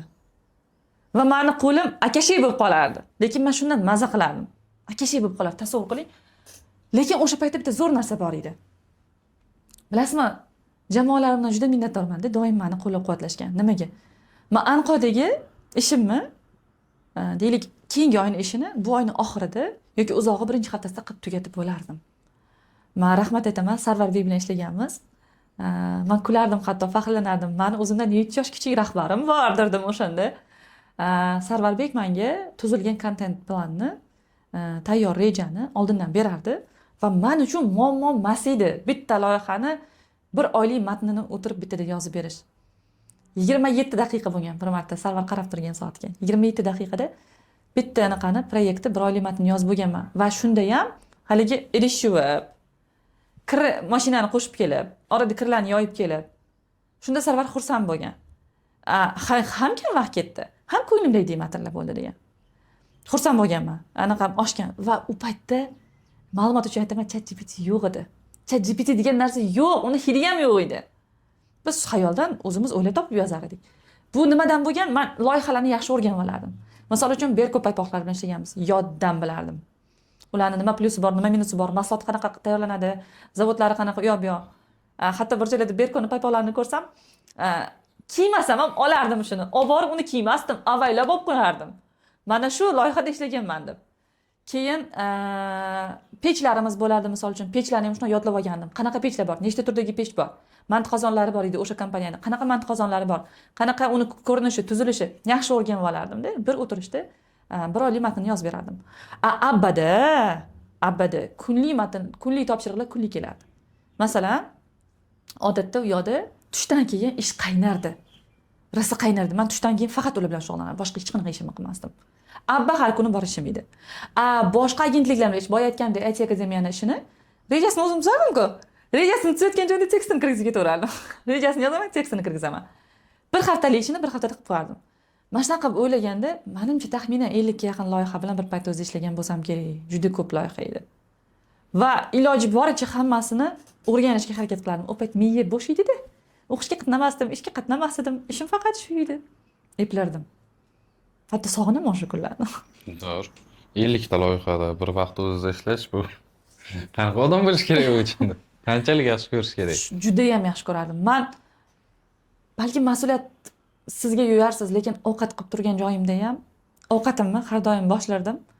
Shunaqa o'qigan edim bir joyda. Ovqatni shunday duo bilan boshlardim. Suralar bilan boshlardim. Bo'ldi. Menda shubha bo'lmasdi ovqatim yomon chiqishiga. Ovqat qilib turish jarayonida deylik uni tagini pasaytirgandan keyin tekst yozardim. Kir mashinani qo'shib qo'yardim. Bo'ldi. Unga endi men ishtirokim kerak emas-ku. O'tirib tekst yozardim. U bo'lguncha, tugatguncha. Vannani yuvishim kerak. Misol uchun vannaga shundoq anaqa tozalaydigan narsani sepib qo'yardim-da, u kirishguncha jarayonga tekst yozardim yana. Polni artishim kerak. Shuni polni artib, bitta tomon quriguncha shuni tekst yozib, keyin tomonni artardim. Bilasizmi, shunchalik yaxshi ko'rganman, taksida ham yozib ketaverardim. Deylik, privkaga borishim kerak, bolam uxlayaptimi? Oldimga olib taksida ham yozib ketaverardim. Men endi kulgiliga yo'yarsiz balkim. Hatto roddomga borish kelishsa ham tekst yozganman. Bolam tug'ilishi kerak, roddomga ketishimiz kerak. O'sha paytda og'riq his qilmayotgan paytlarim shuni o'tirardim, tekst yozardim. Bu shunchalik pulga muhtoj va pulga o'lib qolganimdan emas, yo'q. O'sha paytda tekst men hayotim edi. Matn men hayotim edi. Men matnning ichida yashardim. Men matnning ichida suzardim. Hatto o'zim bilan olishardim ayrim so'zlarni ustida. Yo'q, bunisi emas, bunisini qo'yishim kerak. Shuna qaytib borardim, buyurtmachi ko'rmay qolgan bo'lsa, ba'zi bir so'zlarni o'zgartiraman. Hisoblanadi emas, sanaladi. Qaysi joyda, qaysi qofiyadagi so'z to'g'ri kelardi. O'shanga ham qaradim. She'rda qofiya bor, she'rda vazn bor, matnda ham bor. Men mana shu narsani hatto o'quvchilarimga bunga harakat qilardim. Qaragin. Buni emas, bu so'zni qo'ysang bo'ladi, lekin buni qo'ysang yaxshiroq bo'ladi. Saniki noto'g'ri emas, lekin bu bo'lsa yana ham yaxshiroq bo'ladi. Mana shunaqa bo'lardi. 3-farzandim tug'ilgan, 3-farzandim operatsiya bilan tug'ilgan. Narkoz ochilish kerak ayollarni, hatto o'sha narkoz ochilayotgan paytda ham tekst yozganman. Chunki atrofimda haligi reanimatsiyadagi ayollarni har xil gap so'zlar meni qo'rquvga solgan. O'sha qo'rquvni eshitmaslik, prosta o'shani muhitiga kirmaslik uchun o'tirib tekst yozganman. Eslasam. Bu pulga o'lib qolganlikdan emas, bu ishga o'lib qolganlikdan emas. Bu men o'ylayman, so'zni yaxshi ko'rgandan bo'lsa kerak. Shuni haqiqatan ham aytadi-ku, ishini yaxshi ko'rgan odam bir kun ham ishlamaydi. Boya boshida aytingiz, haqiqatan ham 3 ta tavsiya bering deganimda, o'zingiz yoshligingizga nisbatan aytingizki, 3-tavsiya bu diqqatni bir joyga berishdi. Sizda fokus shu darajada kuchli bo'lganki, любой moment ishingizda bo'lgan fokus. Shunaqa. Bu juda kam topiladigan skilllardan bittasi. Bitta narsa aytaman-da shu yerda. Menda bunaqa narsa bor-da. Gapingiz bo'lgani uchun uzr so'rayman. Mana misol uchun o'quvchilarga o'rgatib bo'lganimdan keyin birdan ish topib ketmaydi-ku hech kim. O'sha paytda ish topgungacha qo'li chiqib ketmasligi uchun mashq beraman, mashq o'rgataman-da, har xil mashqlarni. O'shalarning ichida bittasi bor-da. Hatto menda shunaqa narsa bor edi. Buyurtmam emas u. Menga unaqa buyurtma kelgani yo'q. Lekin ayrim narsalarda matn yozsam kelib ketadi-ku, mana bunaqa tekst yozsa zo'r bo'ladi, shunday qilmasa. Misol, buyurtma emas u, ko'zim tushib qoldi lekin o'sha narsaga. O'tirardim, shu reklama tekstini yozib qo'yaverardim. Mayli, mendan hech kim so'ramagan bo'lsa ham portfoliyomga shuni joylab qo'yaverardim. Misol uchun, bir joyda ko'rib qoldim bir bannerni, rosa ko'p so'z qilyapti. Shuni o'rniga mana bunaqa zo'r bo'lardi. Prosta kirardim, shuni portfoliyomga qo'yardim. Hamma narsa shuni matn sifatida kirgan edi miyamga. O'tiryapman, misol uchun, o'tirishni bilmayman, xayolimga kelib qoldi. Misol, xayolimga keldi. Вот ana shu o'tirishga ham kerak bo'lsa, shuni reklama tekst yozardim. Mani nazarimda shunaqa narsa bor edi, har qanday qobiliyat daromad keltirish kerak edi. Shogirdlarimga ham aytardim, har qanday qobiliyat daromad keltirish kerak. Tekst yozish qobiliyati bormi? Davay, undan daromad qilish kerak derdim. Haqiqatdan matn mani hayotimga aylanib ketgan ekan. Tekst yozish uchun ham qanaqadir reklamli tekst yozsa bo'ladi. Bo'ladi. Bo'ladi. Zo'r. Bir payt o'zi 50 ta loyiha bilan ishlaganman dedingiz. 50 ta loyihani baribir kattasi, kichkinasi, qiyini, osoni bo'ladi-da. Siz uchun eng qiyini, sложный bo'lgani qaysi bo'lgan? Уже aytdingiz, qiyini, osoni bo'ladi. Уже keldim miyamga. Bilasizmi? Men uchun qiyin loyihalar shaxsiy brend loyihalari. Men birgina insonni shaxsiy brendida qiynalmaganman, qolgan hammasida qiynalganman. Men shaxsiy brend bilan shug'ullanishni o'zi xohlamayman o'shaning uchun. Chunki uni bilasizmi, mas'uliyati katta-da. Siz o'sha insonga moslashishingiz kerak. O'sha insonni tilidan yozayotganda yozishingiz kerak. Bu zo'r narsa. Bu challenge aslida, bu mazza aslida. Lekin men butun diqqatimni, butun hammasini yig'ishtirib o'shanga qaratyapmanmi? Menga ozgina shunga sharoit berilishi kerak. Qisqa deadline berilardi ba'zi paytda. Keyin ma'lumot to'liq berilmasdi ba'zi paytda. Ba'zi paytda aytgan topshirig'iga asosan yozasiz matnni, lekin masalan siz men uchun tekst yozsangiz, siz meni ichimdan o'tayotgan gap bilmaysiz-ku. Meni ichimdan o'tayotgan gap bilmagansiz, men qanaqa qilib sizga, "Yo'q, bunaqa emas, bunaqa yondashuv qilishingiz kerak edi" deya olaman. Menda ana shu narsa bilan sovutib qo'yishgan ozgina shaxsiy brenddan. Men uchun eng qiyin loyihalar shaxsiy brendnikilar bo'lgan. Abdulla Nasrulloyev degan hamkasbimiz bor. Hozir Abdulla Sheyx sifatida yuritadilar sahifalarni. Juda ham hurmat qilaman. Mutaxassis sifatida juda ham hurmat qilaman. Menga zo'r anaqa berganlar u kishi, laqab qimmatchi copywriter deb. Men shu kishi bilan har doim hamkorlik qilamiz deganimizda, u kishi meni mutaxassis sifatida hurmat qiladi. Men u kishini mutaxassis sifatida hurmat qilaman. Lekin shunaqa bo'ladi, doim birga hamkorlik qilamiz deganimizda o'xshamay qoladi. Nimaga? Chunki u kishi shaxsiy brend loyihalarini beradilar-da, zo'r loyihalar bo'ladi. Lekin u kishi zo'r mutaxassis bo'lishi mumkin, men zo'r mutaxassis bo'lishim mumkin, bir-birimiz til topisha olmasligimiz mumkin. Ana shunaqa bo'ladi, doim shaxsiy brendda til topisha olmay qolamiz. Men eslayman, Sanjar Maqsudov postlarni yozishga bilasizmi, juda ko'p uringanman. Restorator. Ha. Chiqmagan ularning ko'ngillarida. Balki men tusha olmagandirman, balki men boshqa loyihalarga ko'nikib qolgandirman, buni tan olaman. Va hozir bitta copywriter hamma narsada universal bo'lish kerak degan fikr olib tashlaganman o'zimda. Yana bo'lgan bitta Toshkent gullarimi degan loyihalari bor edi, uni ham berganlar. Men o'zim aytganman, bermang, srazu bermang menga bu loyihani, Abdulla. Testoviy period qilaylik. Yo'q, e'zoz yozasiz bilaman deb. Yo'q. Men lishniy brendda katta gapira olmayman. Davay, testoviy period qilaylik. O'xshasa zo'r davom etamiz. O'xshamas to'xtatamiz. Siz ham xafa bo'lmaysiz, men ham xafa bo'lmayman. Shu kishini ham anaqa overthinking qilib yuborganmanmi? Qanaqadir ko'proq olib yuborganmanmi mas'uliyatni o'xshamagan tekstlar. Shunaqa stressda yozganman, o'sha kishining tekstlarini o'xshamagan, ularga ma'qul kelmagan. Ana shunaqa shaxsiy brend loyihalari men uchun doim qiyin bo'ladi. Lekin mana progress loyihalari bo'ladi. Kimdir progressini qilayotgan paytimda uni nomidan yozaman-ku, u boshqa masala, u zo'r ketadi. Lekin nimagadir mana shu loyihalarda shunaqa qiyin bo'lgan, menda bo'ldi. Boshqacha aytish kerak bo'lsa travma qolgan. Shaxsiy brend bilan ishlamayman. O'shaning uchun endi aytmoqchi edim, travma emas, как siz uchun kichkina baryercha bo'lib qolmaganmikan bu? Balkim. Balkim haqiqatan. Jamoada baribir har bir odam o'zining funksional tomonlari bo'ladi. SMMshik alohida, copywriter alohida, operator, montajyor alohida. Shunaqa holat bo'lganmiki, siz yozgan matnlar orqali butun bir komandani natijasi o'zgarib ketgan joylari, realniy кейslaringiz bormi? Endi bunaqa aytsam sal noto'g'ri bo'lib qoladi, chunki bitta meni matnim bilan jarayon butunlay o'zgarib keta olmaydi. Biz mana butun boshli natijaga javob beradigan bosqichlar ketma-ketligi, uni zanjirda oladigan bo'lsak, men o'sha zanjirda bitta bo'g'inchasiman. Butun boshli loyihani o'zgartirib yuborgan, meni yozgan kesim deya olmayman, lekin bitta narsa ayta olaman. Bitta mutaxassis bilan ishlaganman. U mutaxassis bilan asla hamkor bo'lmaganman. Konfidensialniy anaqamiz bor, kelishuvimiz bor, o'shaning uchun ayta olmayman kimligini. Psixolog degan. Xullas, o'sha psixologga chiqqanman. O'zim chiqqanman deb, prosta chiqqanman. Aslida u paytda men boshqa ish bilan band bo'lganman. Hattoki bir muddatga kooperativni yig'ishtirgan bo'lganman.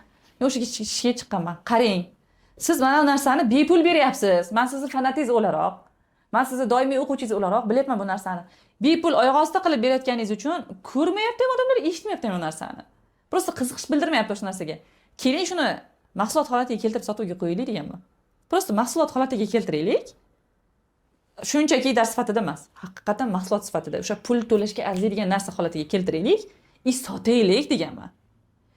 Mana shunaqa taklif bilan u kishidan keyin yana bir 4 yo 5 ta mutaxassisga chiqqanman. Va ularni deylik yo'q joydan. Endi bu narsa aslida ular endilikda hozir prodyuserlar bilan ishlayapti. O'sha men bilan kichkina doirada bu narsa yo'q joydan deylik sotuv bo'ldi. Deylik yo'q joydan anaqaga pul tushdi byudjetga. Hozir ular prodyuserlar bilan ishlaydi. Lekin o'sha payt men xursand bo'laman.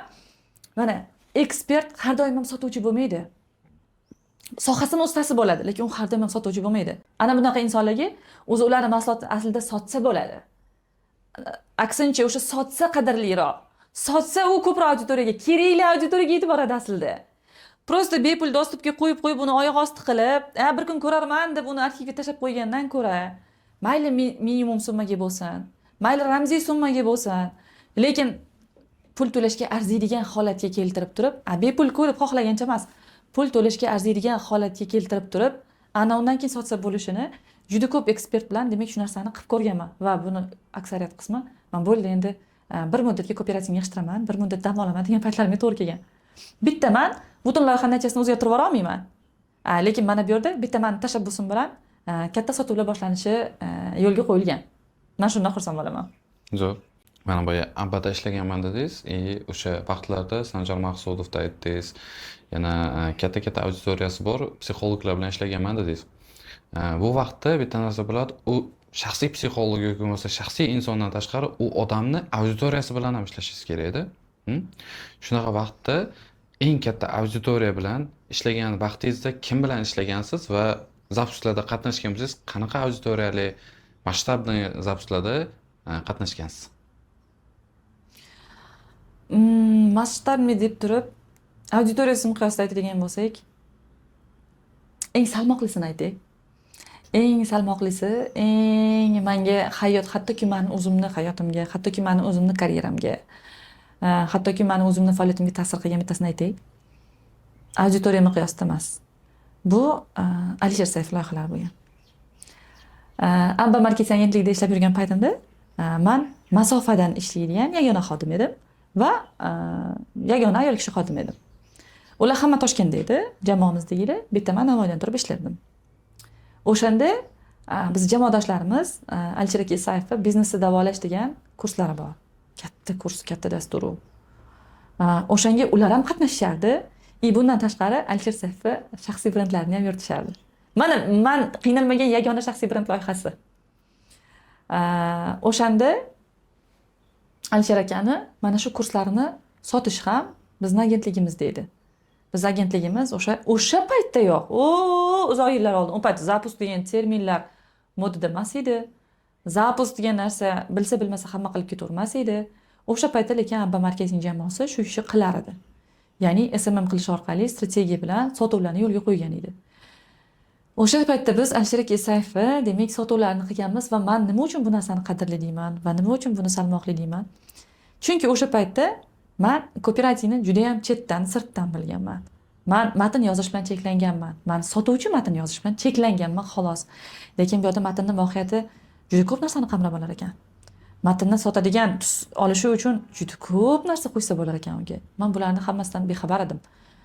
Ko'pidan bexabar edim. Chunki aytganimdek, o'sha paytda kooperativni dars beradigan kurs yoki kooperativni o'rgatadigan o'qituvchining o'zi yo'q edi. Keyin bizning jamoadoshlarimiz anaqaga borishardi, darsga borishardi, offlayn darsga.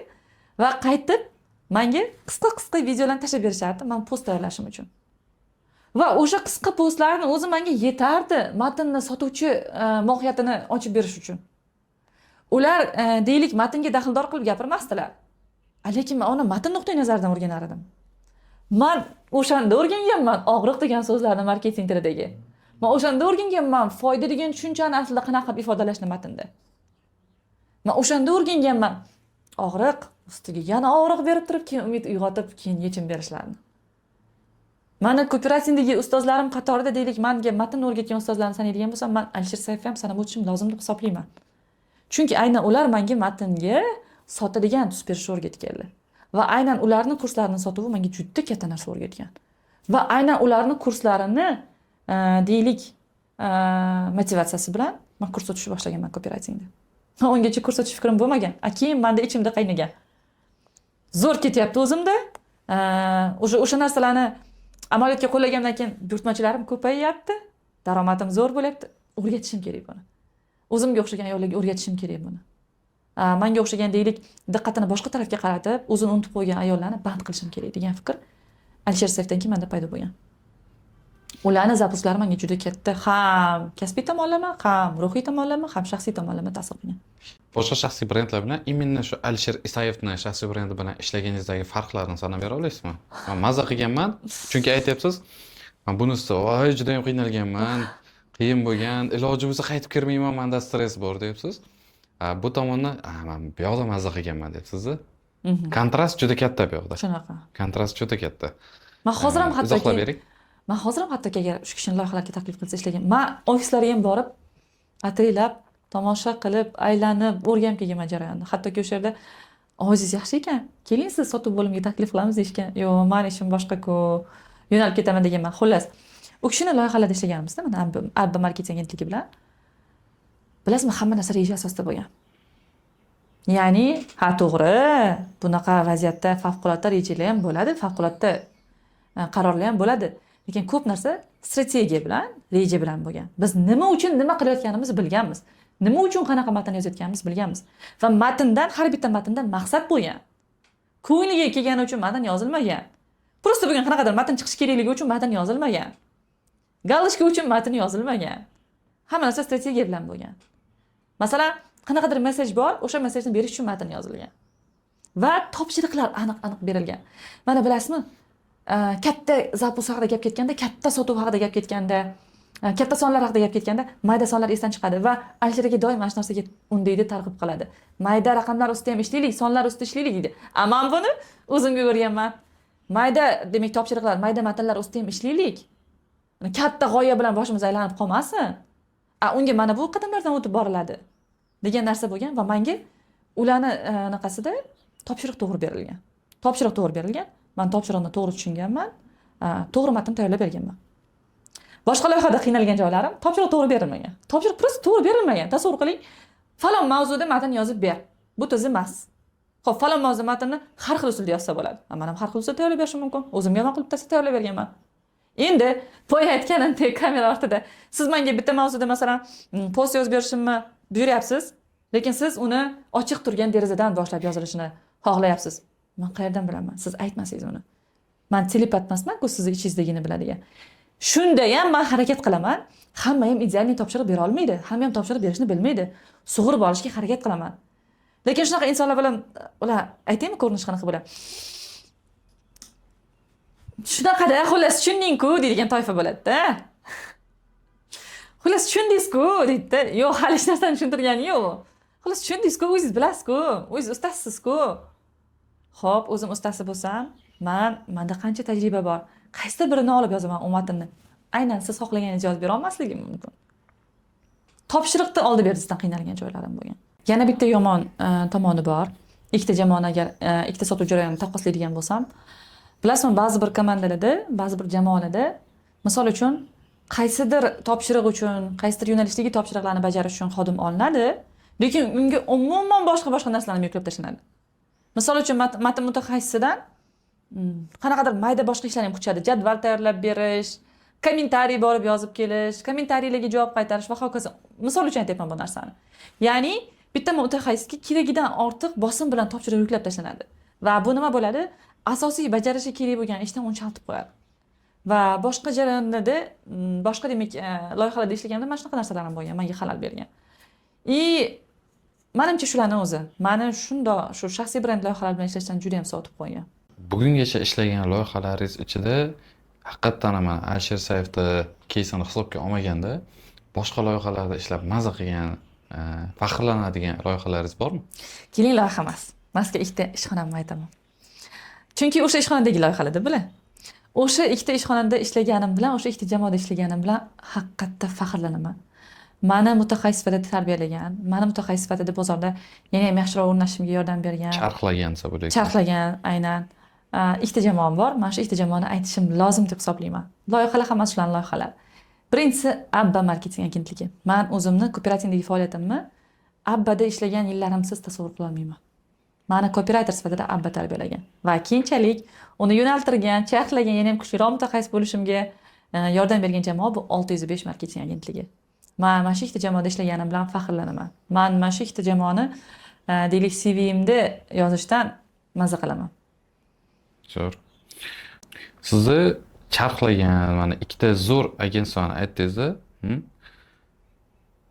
Mana shu loyihalarga sizni olib kirishga ta'sir qilgan qarorlar bormi? Aynan bitta qaror bo'ladi, yo bor yo yo'q bo'ladi-da u narsalar. Bitta qaroringiz sizni umuman teskari masalan joylarga yetib qo'yadi. Umuman siz kutmagan joylarga yetib qo'yadi. Qarorlaringiz haqida ozgina gaplashaylik. Qanday qarorlar sizni hayotingizga ta'sir qilgan?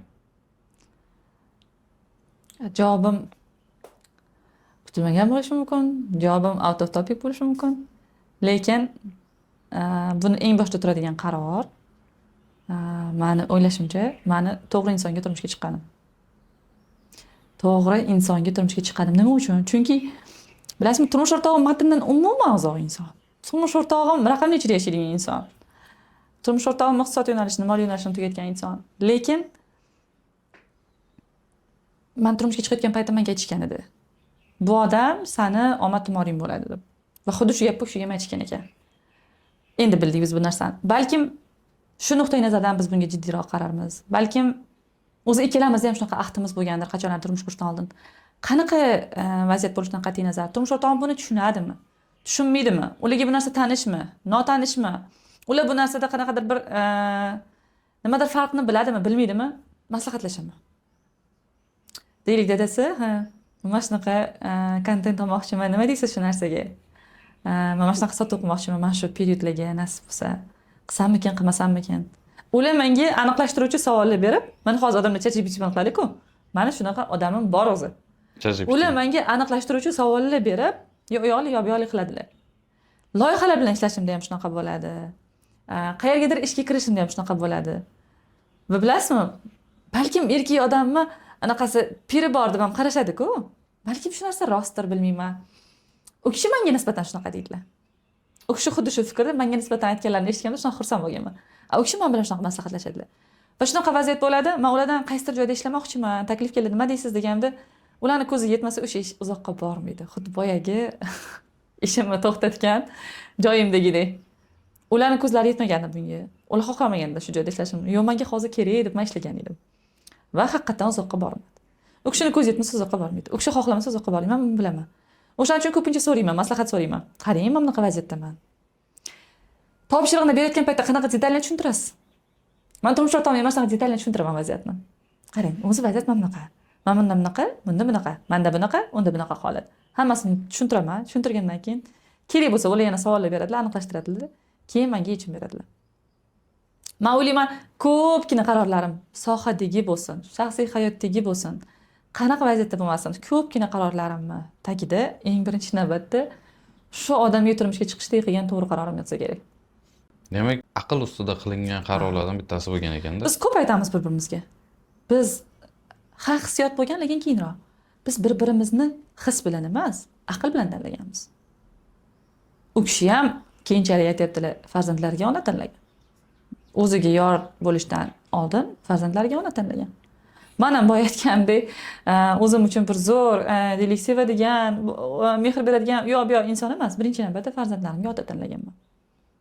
Va bizning tanlovimiz aql orqali bo'lgani uchun ham hozir ham deylik, oila muammosiz bo'lmaydi, oila janjalsiz bo'lmaydi, oila kelishmovchiliksiz bo'lmaydi. Hozir ham masalan kelishmovchilik bo'lib qoladigan bo'lsa, biz uni hissiyot bilan emas, aql bilan hal qilishga harakat qilamiz. Aql bilan. O'sha bizda birinchi navbatda yonadigan lampochka bo'ladi.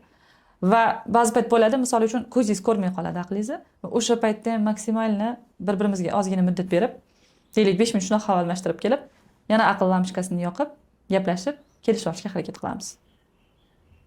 Zo'r. Ezopa, sizni boshqa soha mutaxassislaridan ajratib turadigan eng ustunlik jihatlaringiz bormi? Mana copywriterlar ko'p, juda ko'p. Qaysidir ma'noda ChatGPT ham bir yaxshi copywriter desa bo'ladi. Qaysidir ma'noda. Lekin Ezosxon Sarvarovnani именно mutaxassis sifatida, copywriter mutaxassis sifatida ajratib turadigan jihatlari bormi? Birinchi navbatda tezligini bajarib tursa kerak deb o'ylayman. Chunki bu menga pand bergan joylar ham bor, lekin pand bergan joylardan ko'ra ustunlik bergan joylari juda ko'p. Men operativni tezroq ishlashga harakat qilaman. Ya'ni topshiriqni hozir olib qo'yib, deadline bir haftadan keyin bo'lsa ham, o'tirib, uni bir haftadan keyin o'ylab, topshiriqda tushunmagan joylarimni yana savol berib, yana qaytib temaga kirishib olgandan ko'ra, hozir berildimi shu topshiriq? Iloji boricha hozir aniqlashtirish savollarini beraman, tushunmagan joylarimni so'rab olaman, berilmagan ma'lumotlarni olib olaman, tezlikda topshiriqni bajarib jo'nataman. Mayli bir haftadan keyin bo'lsin deadline. Mayli bir oydan keyin bo'lsin deadline. Men iloji boricha o'sha narsani, o'sha muhitning ichiga kirdimmi, o'sha paytda yakunlashga harakat qilaman. Bu birinchisi. Ikkinchisi, men o'ylayman, rostgo'yligim. Chunki qilib bilmaydigan ishimni bilaman deb turib bo'ynimga ola olmayman. Balkim noto'g'ridir. Balkim men qaysi tomondan qaraganda yo'q, baribir olib o'rganib ko'rish kerak-ku, hammasi birinchi martadan boshlanadi-ku deyishlari mumkin. Shunday shogirdlarim bor, lekin men qila olmayman shu ishni. Men nima deyman? Yo'q, to'g'risini aytsam qilmaganman oldin. Lekin agar xohlasangiz birinchi marta qilib beraman sizga. Birinchi marta bo'lgani uchun nimadirlar kelishsak bo'ladi. Men ochiq aytaman shu narsani. Yoki to'g'ri aytaman. Men bu yo'nalishda ishlamayman odatda. Kooperativga kiradi, masalan, ayrim bir yo'nalishlar, lekin men bu yo'nalishda ishlamayman odatda. Lekin aynan shu yo'nalish bilan ishlaydigan shogirdim bor. Xohlasangiz o'shanga yo'naltiraman. Yoki betiga aytaman-da, masalan, men bu mavzuda yozmayman tekst. Falon pul beramiz, yo'q yozmayman. Dollar bersangiz ham yozmayman. Shu mavzuda yozmayman, men yozmayman. Savol siz umuman kategoriyasi prinsipialni yozmaydigan temalar bormi? Mavzular bormi? Bor. Masalan, bilasizmi, matn meni dastxatimda. Men shunaqa loyihalar bilan ishlashim kerakki, men ertaga o'sha loyihalar bilan ishlaganimni ochiq ayta olishim kerak, baralla ayta olishim kerak. Lekin qanaqadir yashirin loyihalar bo'ladigan bo'lsa yoki deylik, me'yoriy, axloqiy normalarga to'g'ri kelmaydigan loyihalar bo'lsa ishlamayman unaqa loyihalar bilan. Ularni zapuski sotuv unaqasiga ham yozmayman. Chiqib turadi, deylik, reklamni matn yozib bering, reklamasi uchun kerak bizga, kerak emas unaqa katta sotuvlar, prosta reklamasi uchun yozib bering. Yo'q, yozmayman. Prosta o'shaning uchun ham yozmayman. Trading loyihalar bilan ishlamayman odatda. Chunki trading haqida aniq fatvo yo'q. Bizning mazhabimizda aniq fatvo yo'q trading haqida. Men shunchaki boshimga ortib yotmayman. U haqda bormi, yo'qmi, yo'q. Shunchaki trading loyihalar bilan ishlamayman. Juda ko'p takliflar bo'ladi bu yo'nalishda ham. Yana bitta narsa bor-da, qarang. O'sha loyihaga nisbatan menda qiziqish bo'lmasa, o'sha loyiha bilan umuman shug'ullanmay qo'ya qolaman. Matnini ham yozolmayman. Qarang, qiziqish bo'lmasa, qanaqa men uni o'rganaman deb yozaman. Endi siz falon yillik tajribangiz bor-da, bemalol yoqadi, yoqmaydiga ajratasiz deyishi mumkin ko'rganlar. Boshda unaqa bo'lmagan. Hozir tanlay olaman. Va o'shaning uchun menga qiziq bo'lmagan yo'nalishlar bilan ishlay olmayman. Chiqishadi-da bunaqa. Aytmay, xo'p nimaligini chiqishadi-da. Voy, zo'r foyda keladi bundan. Yozib bering, bilaman zo'r foyda kelishini. Lekin men ishonmayman shuni foydasiga. Men shaxsan ishonmayman shuni foydasiga. Men shaxsan qiziqmayman o'sha narsaga. Qila olmayman o'shaning uchun. Lekin xohlasangiz, shunga qiziqadiganlarni tavsiya qilaman deyman. Zo'r. Baribir lekin javobdan qochdim. Menimcha javobdan qochdingiz. Konkretno misol uchun ishlamaydigan sohalar. Mana. Trading bilan ishlamayman. Boya aytganimdek, o'zim tushunmagan, bilmagan sohalar bilan ishlamayman. Yana bitta ikkita yo'nalishlar bor, lekin ularni baralla aytishni xohlamayman unchalik. Endi bunaqa loyihalar bo'ladi. Misol uchun, o'sha loyihalarning ijtimoiy ahamiyati salbiy, odamning sog'lig'iga zarar yetkazadi yoki deylik, baribir qanaqadir ruhiy yetkazadigan zararlari bor. Menda ruhiyat juda ham birlamchi o'rinda turadi, hissiyot odamim o'shaning uchun. Qanaqadir bir loyihalar bor. Bilasizmi? Yo'q foydaga ishontirmoqchi bo'ladi-da, xullas. Ana unaqa loyihalar bilan ishlamayman. Lekin shunaqa bo'ladi, meni qadriyatlarimga mos kelmasa, mana shaxsiy yashash prinsiplarim bor-ku. O'sha narsalarga mos kelmasa, biz hayotimizda pul emas-ku, baribir birlamchi. Men ertaga o'zimni oldimda ham javob beradigan joylarim bor-ku.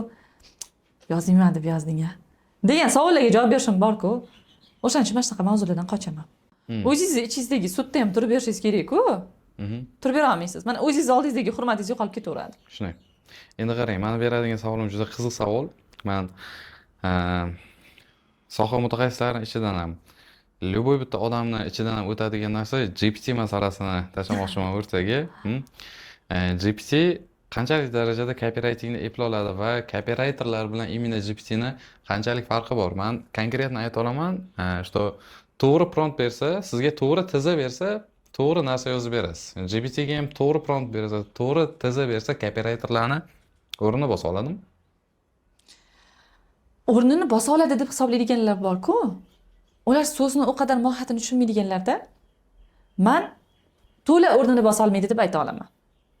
Chunki GPT yozgan matn beradigan anaqa hissi, emotsiyasi bilan baribir farq qiladi.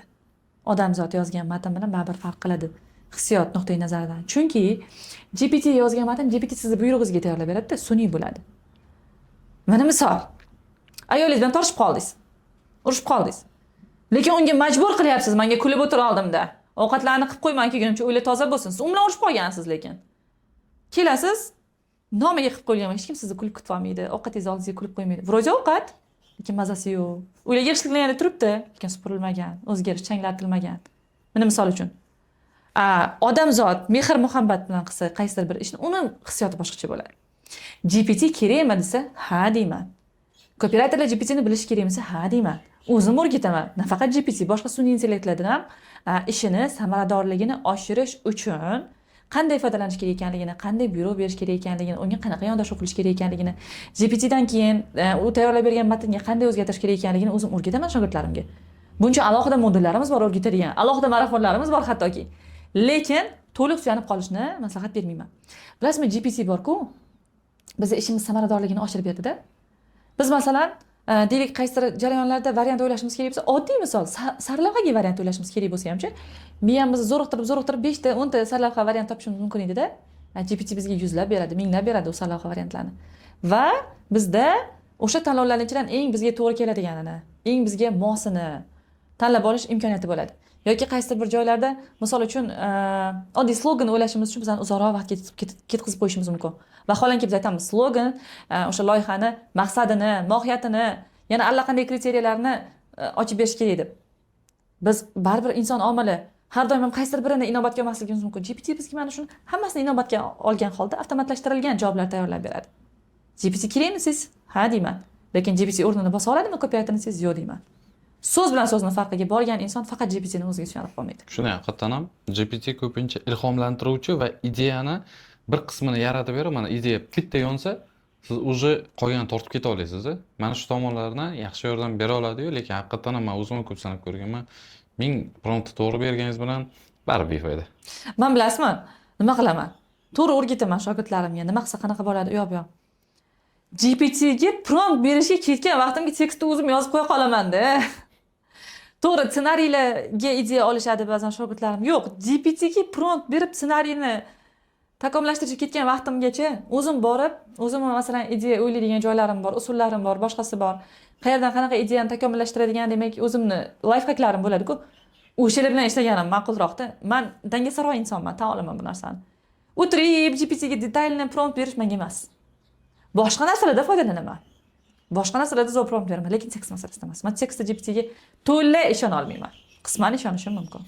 GPTdan asosan yangi sohaga kirib keladigan insonlar foydalanadi. Juda to'g'ri. Haqiqatan top nomer 1 dangasalar va haqiqatan ham shu GPTga suyanib qolgan insonlar bo'ladi-da. Ular uchun sohaga eng birinchi kirib keladigan insonlarning qiladigan xatolari nima copywriting yo'nalishida? Hozir GPT nimasini mavzusini bitta to'ldirib aytaman bu narsani. Haqiqatda agar GPT-ga o'rgansa-chi, keyin GPT-siz faoliyat yurita olmaydi. Mana bola ham maktabga borganda birdaniga kalkulyatorga o'rgatilmaydi. Kattaroq sinf o'rgatiladi. O'zi mustaqil hisob-kitobni qilishni o'rgangandan keyin kalkulyatorga o'tadi. Kalkulyatorsiz ham hayot borligini bilgandan keyin. GPT-ga ham o'shaning uchun biz shogirdlarimizga o'rgatayotgan paytimizda avval o'zini qo'lini moslashtiramiz tekstga. Har xil ustidagi tekstlarga zo'r kelishtiramiz uni qo'lini. Ana undan keyin GPT-dan yoki boshqa sun'iy intellektdan foydalanishni o'rgatamiz. Endi sohaga kirib kelganlar dastlabki xatosiga keladigan bo'lsak, eng dastlabki xatosini aytaman sizga. Katta kutuv bilan kiradi. Sohaga kiraman deydi, pul topaman srazu deydi. Hech qayerda yo'q bunaqa narsa. Davlat ishiga ham sizga birinchidan darhol ishga olishmaydi. Darhol oylik berishmaydi qo'lingizga.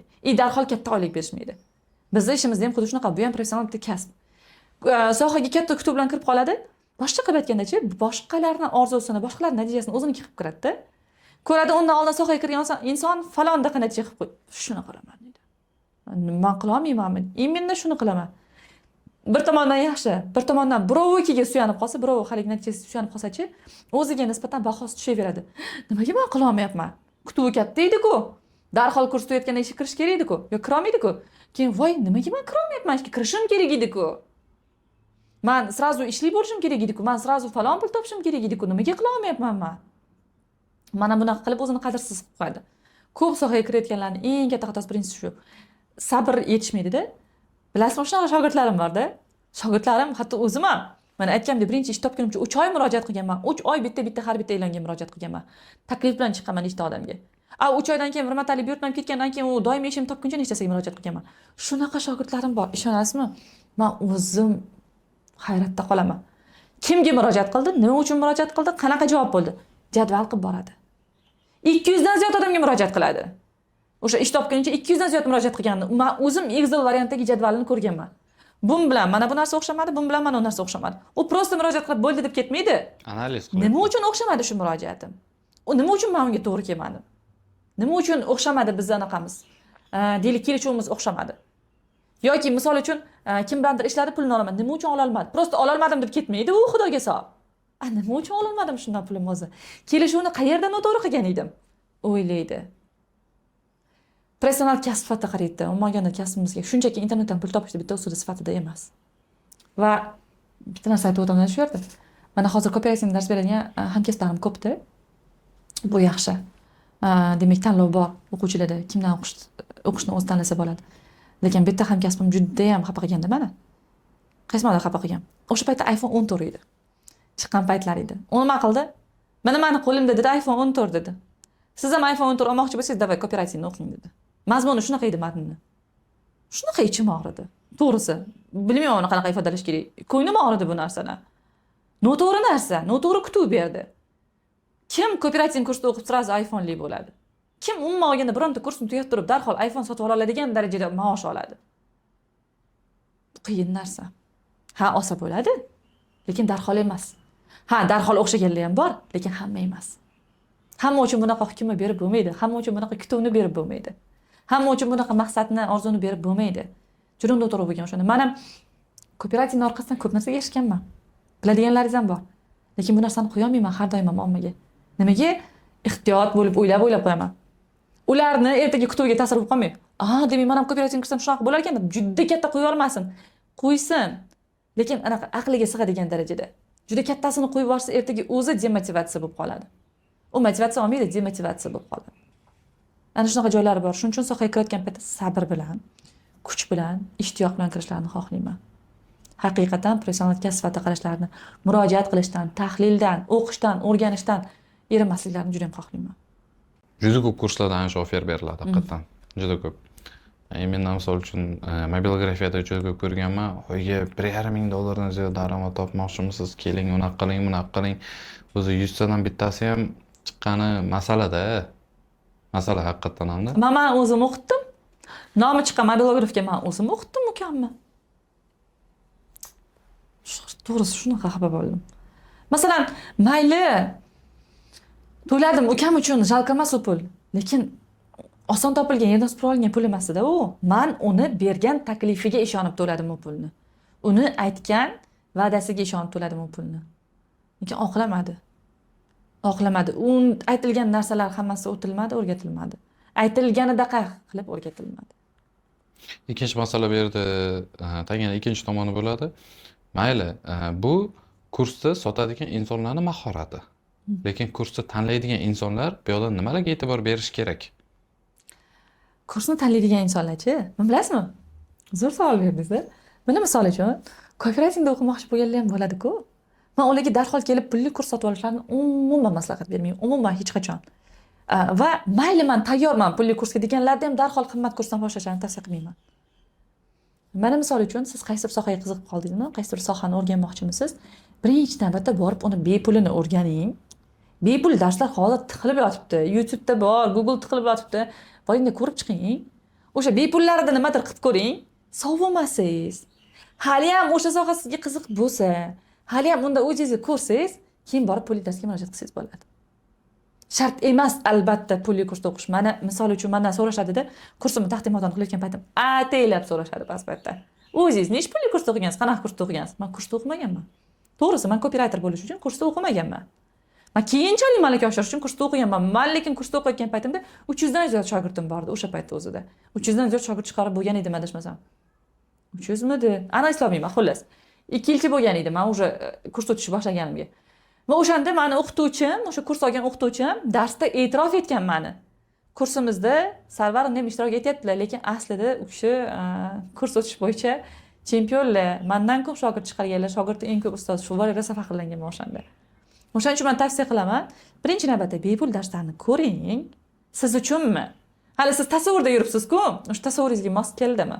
Kutuvingizga mos keldimi? Siz erinmayapsizmi uni o'rganishdan? Siz sovib qolmayapsizmi uni o'rganishdan? Ana undan keyin kurs o'rganing. Kurs olayotgan paytda hamchi birdan qimmat kursga sakramang. Sharoitingiz bo'lsa, xo'p. Sharoitingiz bo'lmasa, bir arzonroq bir nimasini olib o'rganib ko'ring. Qarangda, soha sizga qiziq bo'lgani bilan uni o'qitadigan o'qituvchi sizga mos kelmasligi mumkin. O'qituvchi zo'r bo'lishi mumkin. Siz zo'r o'quvchi bo'lishingiz mumkin, lekin siz bir-biringizni tilingizni tushunmasligingiz mumkin.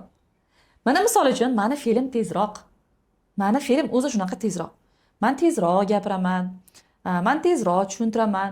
Meni tushuntirish uslubim boshqacha va meni dars qabul qilish shaklim ham boshqacha. Men prosta vazifani tushuntiraman detalni. Sizdan qayta-qayta so'rayman savolingiz yo'qmi deb. Lekin siz ertaga shunga qaramasdan ham yuborsangiz-da vazifani, xatolaringiz bo'lsa, men отказ qilmayman. Qaytarib yubormayman. Yo'q, bitta uni tekshiraman. Nuqtasi bo'lsa, nuqtasini tekshiraman. Probeli xato bo'lsa, probelini to'g'rilataman. Interda xato qo'ygan bo'lsangiz, interni o'chirtiraman. Nimaga xatoyingiz bo'lsa, hammasini to'g'rilataman, perfect holatga keltiraman, keyin tasdiq beraman. Men prosta galochka uchun qabul qilib qo'ymayman o'yga vazifangizni.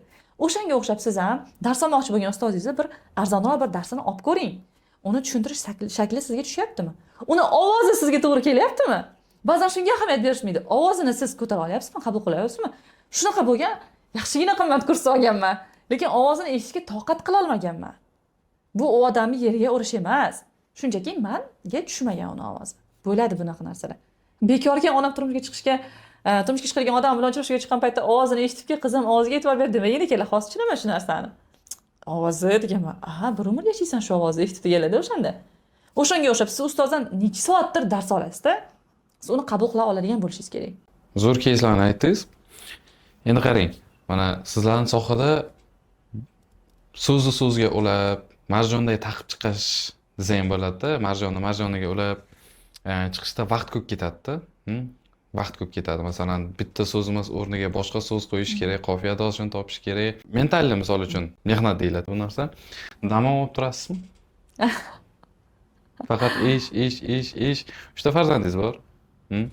Turmushga chiqqansiz, qaynota bor, sen bo'lib bu yerda yana o'quvchilar, o'zingizni proyektlaringiz, o'zingizni zakazlaringiz, yana misol uchun o'zingizga vaqt ajratishga vaqt qoladimi? Nimadan siz dam olasiz? Rostini aytaymi?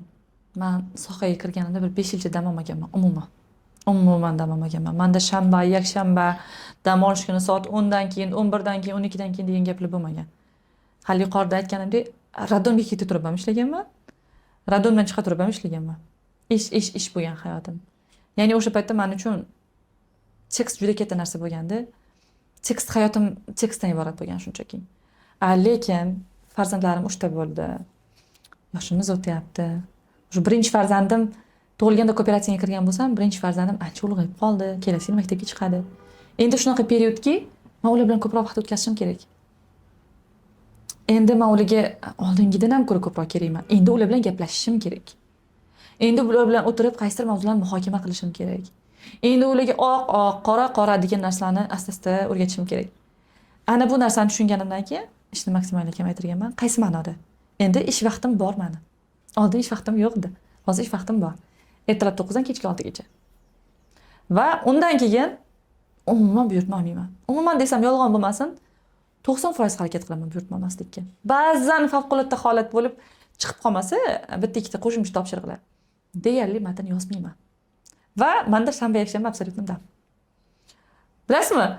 Shu narsaga o'tlaganimga уже 2 yil bo'lay deb qoldi. Miyam shunday shunga sozlanib qolganda, Shanba, yakshanba o'ylamaydi ham. Haligi matn kelib qoladi-ku, buyurtma, ochmaydi ham. Prosta ochmaydi, qila olmaydi shu narsani. Xuddi kimlargadir endi bo'rttirishni tuyular-ku, lekin o'shanda ham ochib buyurtma bajaraversam, o'zimni xuddi o'zimga bir yolg'onchidek his qilaman. Xuddi bolalarim bundoq qarab turibdi-yu, men boshqa ish qilayotgandek his qilaman. Ularga boshqa narsani va'da qiluvdim, o'zim boshqa ish qilib turgandek his qilaman. O'shaning uchun bolalarim dushanbadan jumaga bog'chada, bog'chadan keyin birga bo'lamiz va shanba yakshanba kun uyda bo'ladi. Men maksimalni bola bilan bo'laman.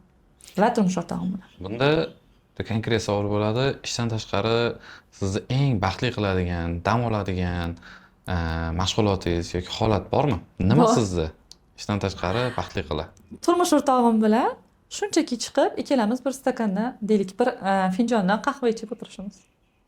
2 kun oldin savol bo'ldi-da. Joyi kelib qoldi, tamam, xullas. Tish doktoriga bordim. Birga o'tirgan ayol bilan gaplashyapmiz. Xursand, xursandsiz? Shunda tabassumingizdan bilib turibdi, rosa xursandsiz. Dedi. Yana ichiga sig'mayapti. O'zini aytgisi keldi, aytibdi. Erim tilla olib beraman dedi. Voy, tillaga? Endi men qanaqadir uncha xursand bo'lmas ekan bu narsaga. Voy, tillaga xursandmisiz desam, "Ha, 50 gram bo'ladi, xursand bo'lmaysizmi? Tanlagan tillangni olib beraman" dedi. 50 gram olib bermasku, olib bersa ham xursandman. Men o'sha payt o'zimcha o'ylanib qoldim-da, navbatda turibman-ku. Hayolim ketdi-da. Men tillaga xursand bo'lmas ekanman, tepichni ayollarga o'xshab. Men pulga xursand bo'lmas ekanman. Men turmush o'rtog'im misol uchun pul beradilar-ku, deylik, bayramda tug'ilgan kunlarga.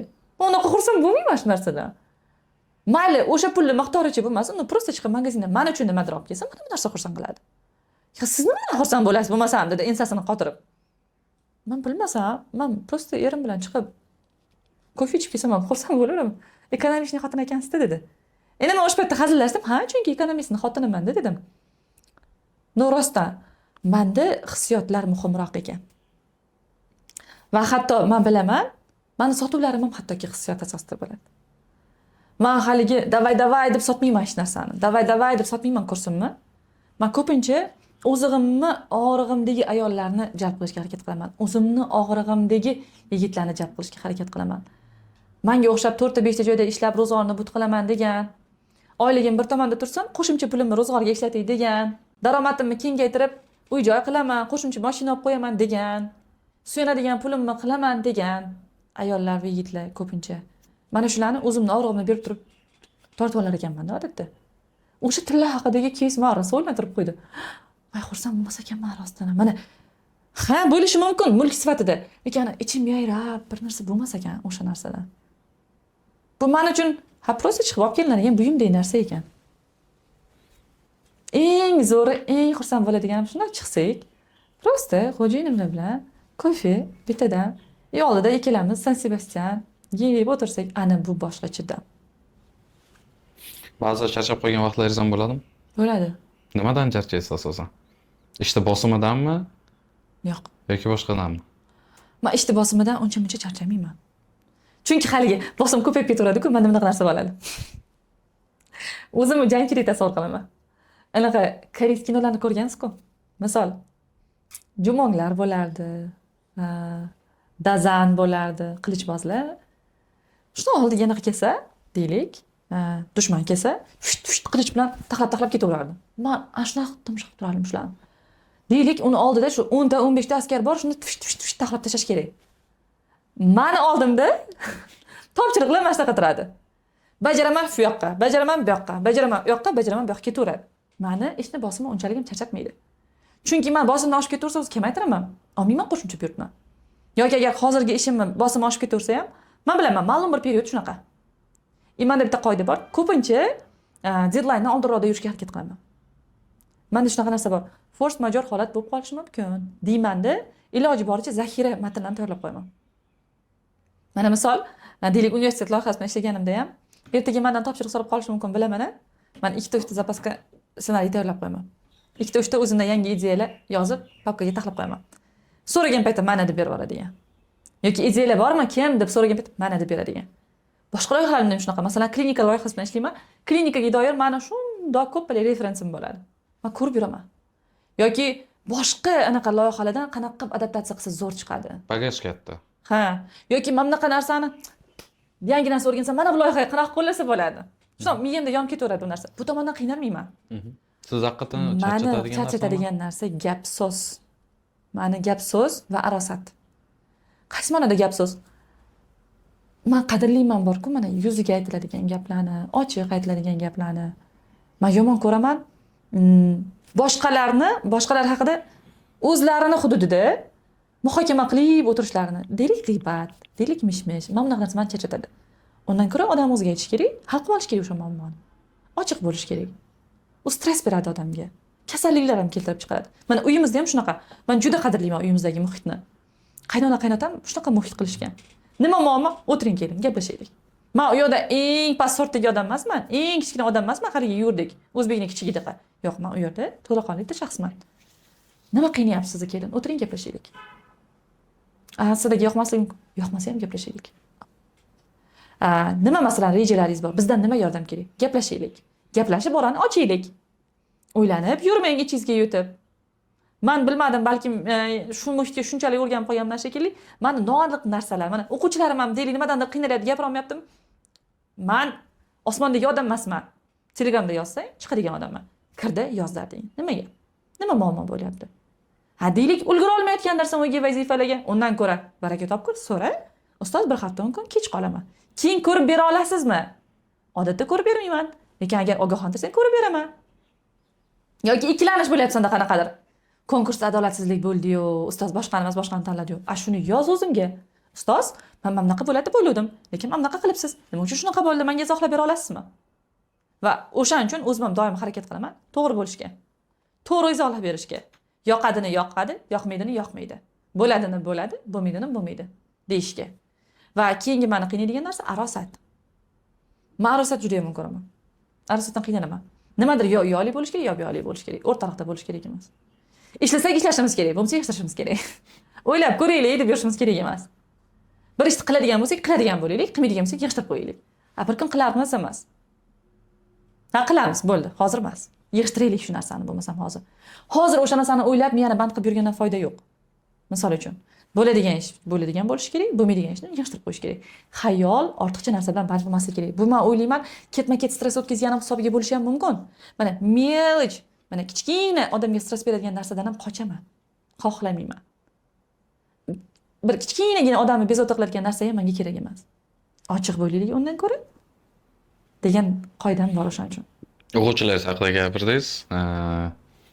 Kursingizda o'qigan odamlarga maza ekanda. O'zi hali ham kursda o'tasizmi? Hozir ham bormi kurslaringiz? Ha, kurs o'tamiz. Aslida bir muddat yig'ishtirdim. O'tgan yili ishonsangiz bittagina kurs ochibman. Kurs ochish esimdan chiqib ketib qolibdi. O'tgan yili bittagina kurs o'tibman. Shu yil hozir yilni boshida o'zim uchun qo'ygan planlarim bor. Ularning ichida kurs ochish fikrimiz yo'q edi. Shu yil kurs ochmay turamiz shekilli. Yana yilning oxirida ocha qolamiz. Hozir boshqa planlarimiz bor deb turgan edik. Lekin yig'ilib qolgan o'quvchilar. Talablar bo'lyapti. Anchadan beri ochmadingiz, oching degan fikrlar bo'lyapti. O'shaning uchun hozir o'ylab turibmiz. May oyini so'nggi 10 kunligiga xudo xolasa yangi kursimizga qabul ochiladi. Va yozda bemalol hamma dam oladigan periodda diqqatni bir joyga qo'yib, yangi sohani o'rgansa bo'ladi nasib bo'lsa. Sizni sal yaqindan tanigan inson sifatida men aytaman, sal kaprizm xarakterlaringiz bor va ishingizga nisbatan juda talabchan va mehrli insonsiz. Va kurslaringizda ham shu narsani sezganman. O'zim olganman kurslaringizni, o'tirib har bitta o'quvchi bilan ishlaganingizni, ularga qanaqa tushuntirganingizni o'quvchi tanlaysizmi siz ham? Tanlayman. Kurslaringizni o'qish uchun odamlar qanaqa skilllarga ega bo'lgan bo'lishi kerak va har qanaqa insonni olasizmi o'zingiz? Oldin e'tibor bermasdim shu narsaga. Yozyapti, demak ehtiyoji bor deb o'ylardim. Yozyapti, demak o'qimoqchi deb o'ylardim. Hozir bilasizmi nima xohlayman? Kursga kelayotgan o'quvchilarchi ishtiyoq bilan kelsin. Mana biz o'zbeklarda bunaqa odat borda. Kasalmiz, bilamiz, qaysidir dori kasalimizga davo. Biz nima qilamiz? Borib dorini olib kelamiz. Biz pulga olib kelamiz-ku dorini. Bo'ldi, yaxshi bo'lib qolamiz. Uni ichish bor-ku, uni ichish kerak-ku oldin. Eng oxirgi planda turadi uni ichish. Ichamizda muhimi bor-ku. Ichamizda bugun o'z ertaga. Mana shu narsa ko'pchiligimizda bor, qon-qonimizga singib ketgan. Bizda ham o'quvchilar nima qiladi? Kurs sotib oladi falon pulga, bo'ldi. O'rganmaydi, keyinroq o'rganaman deydi. Haligi arxivga qo'yib qo'yadi. Ustoz, pulim to'ladim-ku, bo'ldi-da. Nima deysiz yana degan anaqa e'tirozdan bildirib qolishi mumkin-da ba'zan. Men xohlamayman shunaqa o'quvchini. O'qiyman, o'rganaman degan ishtiyoq bilan kelsin. Men borimni berib o'rgatay.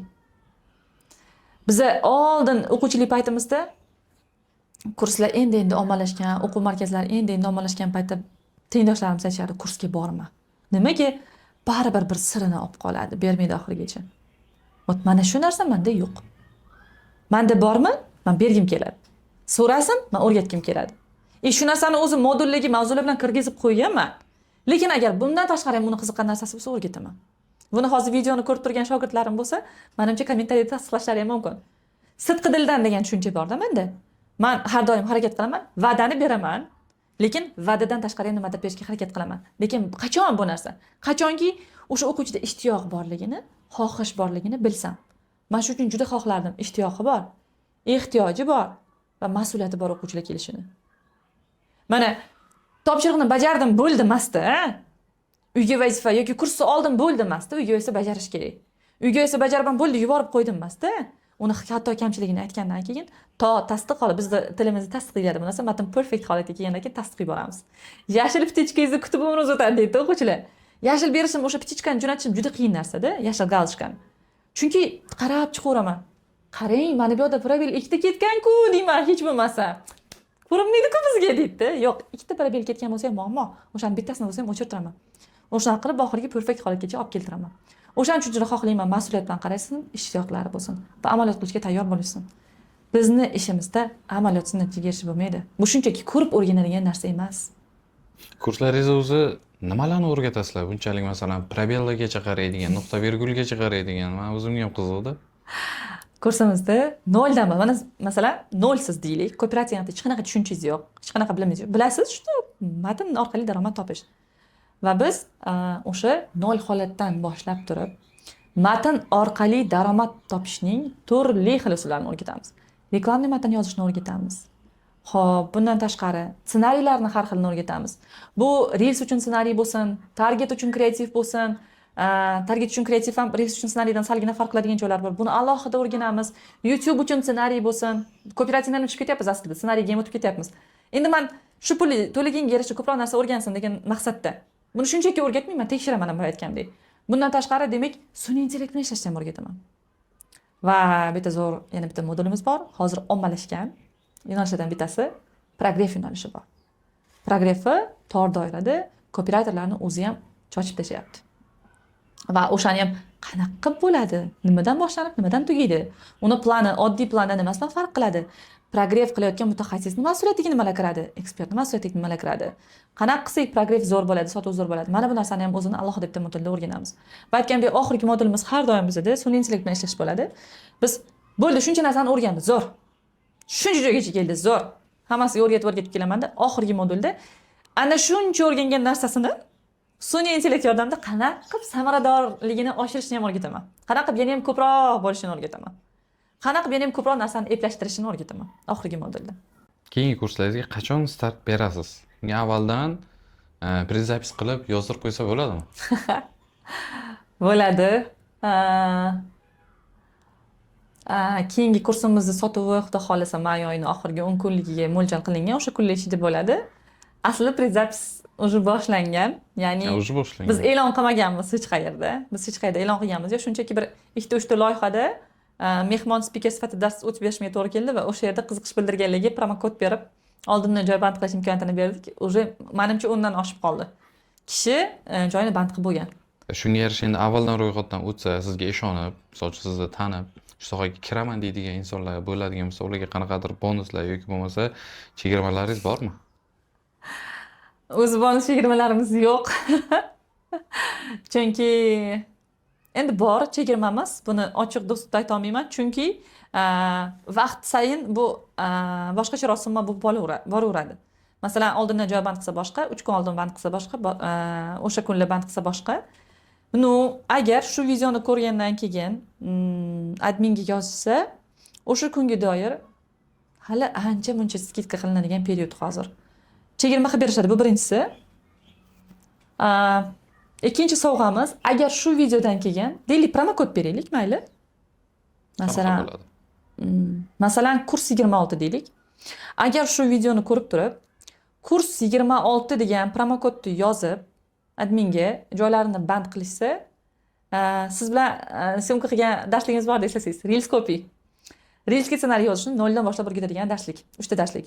Chotki professional syomka montaj qilingan, zo'r o'tilgan darslik 3 ta. Keyin yana bitta darsligimiz bor. Copy post. Reklamli matn yozishni noldan boshlab o'rgatadigan 5 ta darslik edi, eslaysizmi? Umumiy 8 ta darslik bo'ladi. Agar mana shu videodan keyin kurs 26 promo kodini yozib, joylarini band qilishsa, ham chegirma beramiz, ham 8 ta darslikni tashlab beramiz. Bo'pti, zo'r. Lekin bitta tomoni bo'ladi. Mani o'zimga ham qiziqarlisi. Boya biza yuqorida aytib ketdik, что любой bitta kursda tekshirmoqchimisan, ko'rmoqchimisan, uni oldin bepul darslar обязательно bo'ladi. Gapimizga isbotimiz bormi? Bepul darslaringiz ham bormi? Hozir masalan ancha bor masalan kursni boshlanishiga, mayli misol uchun o'zingizda bepul darslaringiz bormi? Sug'urib oldingiz mana. Bor. Biz bitta Xazina degan kanalimiz bor. O'sha Xazina kanalimizda eslasangiz, uni ham siz bilan Telegramdami bu? Ha. Mini kurs tayyorlagandik sizda bo'lsa. Ana shu mini kursimiz, o'sha mini kurs vaqtida $100 dan sotilgan. Ana shu mini kursimiz. Undan keyin o'tilgan mani просто bepulga, lekin cenne o'tilgan darslarim bor. Uni men ochiq dostupga qo'ymayman hech qachon. Chunki uni bir tilab o'rgansin, xohlagan odam o'rgansin, beqadr bo'lib yotmasin. O'rganaman deb kirgan odam o'rgansin deb uni alohida bitta Xazina degan kanalga joylab qo'yganman. Ana shu yerda o'sha boya aytgan vaqtida $100 ga sotilgan mini kursimiz ham bor. Bundan tashqari mana ko'plab darslarim bor. Agar xohlashsa, yana aytaman, mana shu video orqali kelganlarga shuni silkasini beraman. To'g'ri, u bepul kanal. Lekin uni silkasini har doim ham beravermayman. Qizg'anchiqroqman shu masalada. Nimaga? Chunki hamma kirib ketavermasin, karvon bozor bo'lmasin, xohlab. Zakryto dostupda. Mani darsimni olaman degan insonlar xohlab kelsa, o'shalarga beraman silkasini odatda.